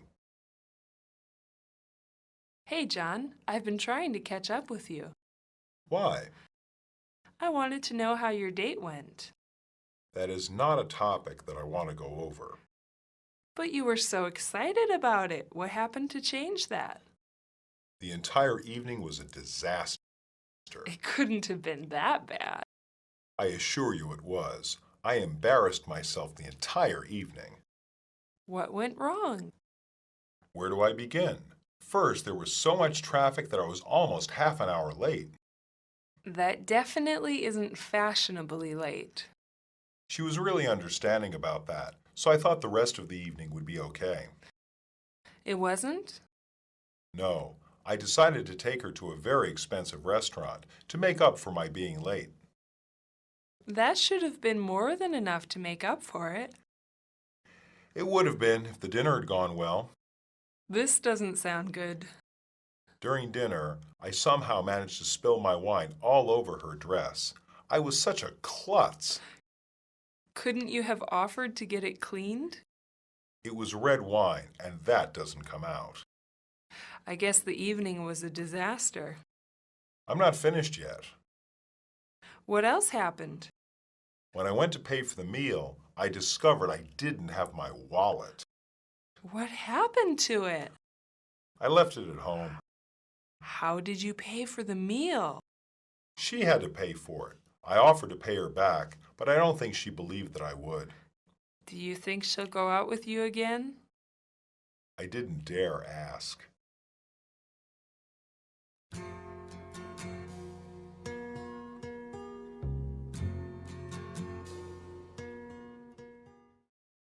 Substitutions. 1. I meant to ask you earlier how your speech went. I meant to ask you earlier, how did you do on your speech? I meant to ask you earlier, did your speech go well? I meant to ask you earlier, did you give a successful speech? 2. That bad? So bad? Not good? Could have been better? 3.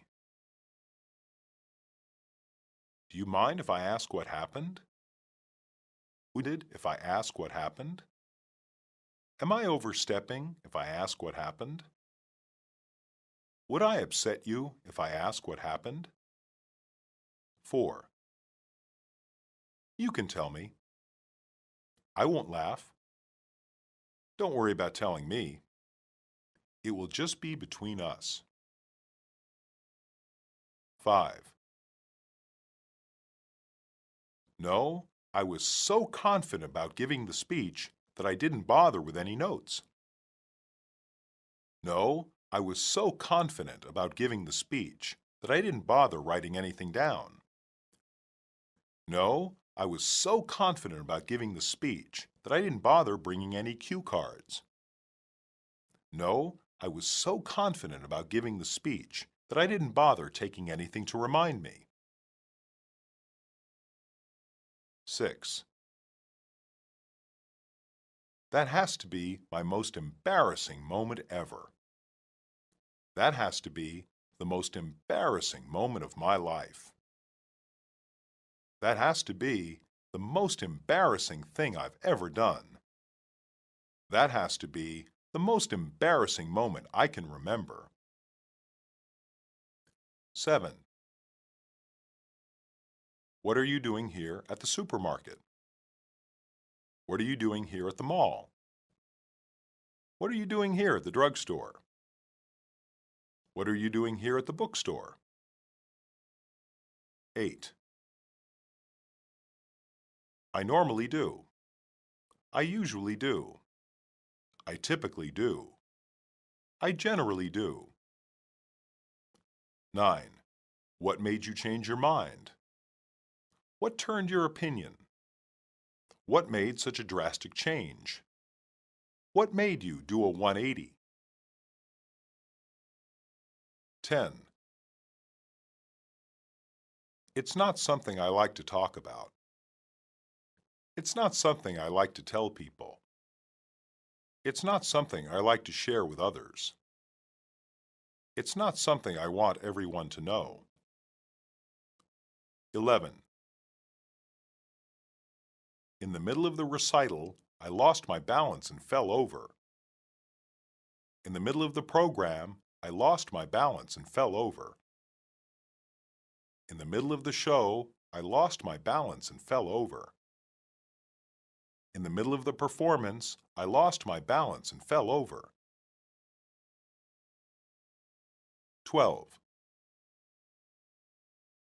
I've been looking all over the place for you. I've been looking everywhere for you. I've been searching high and low for you. 13.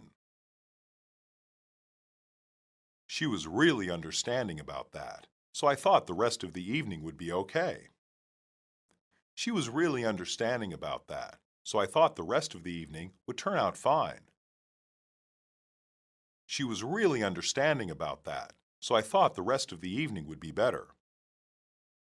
She was really understanding about that, so I thought the rest of the evening would be uphill from there. 14. I was such a klutz. I was so clumsy. I was so awkward. I was anything but graceful. 15. When I went to pay for the meal, I discovered I didn't have my wallet. When I went to pick up the check, I discovered I didn't have my wallet. When I went to get the bill, I discovered I didn't have my wallet. When I went to pick up the tab, I discovered I didn't have my wallet.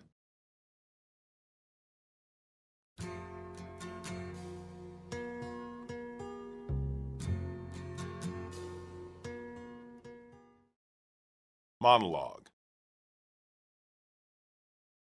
Many Americans will say that one of their greatest fears is public speaking. They fear that they will make a fool of themselves. This fear can lead them to either completely avoid public speaking or enduring extreme anxiety when they are forced into it. Some people even have unpleasant dreams about the many different ways they could embarrass themselves while giving a speech. A common one is entirely forgetting what one wants to say. This anxiety can cause physical symptoms that can vary in intensity, from sweaty palms to full-blown anxiety attacks where a person cannot breathe. The best way to make sure that you don't embarrass yourself while giving a public address is to prepare. Have notes to refer to if you forget a word. It is important not to read directly from them because eye contact with the audience is vital in order to establish a connection with them. Next, as the saying goes, practice makes perfect. The more you are familiar with a speech, the more comfortable you are in saying and remembering the words.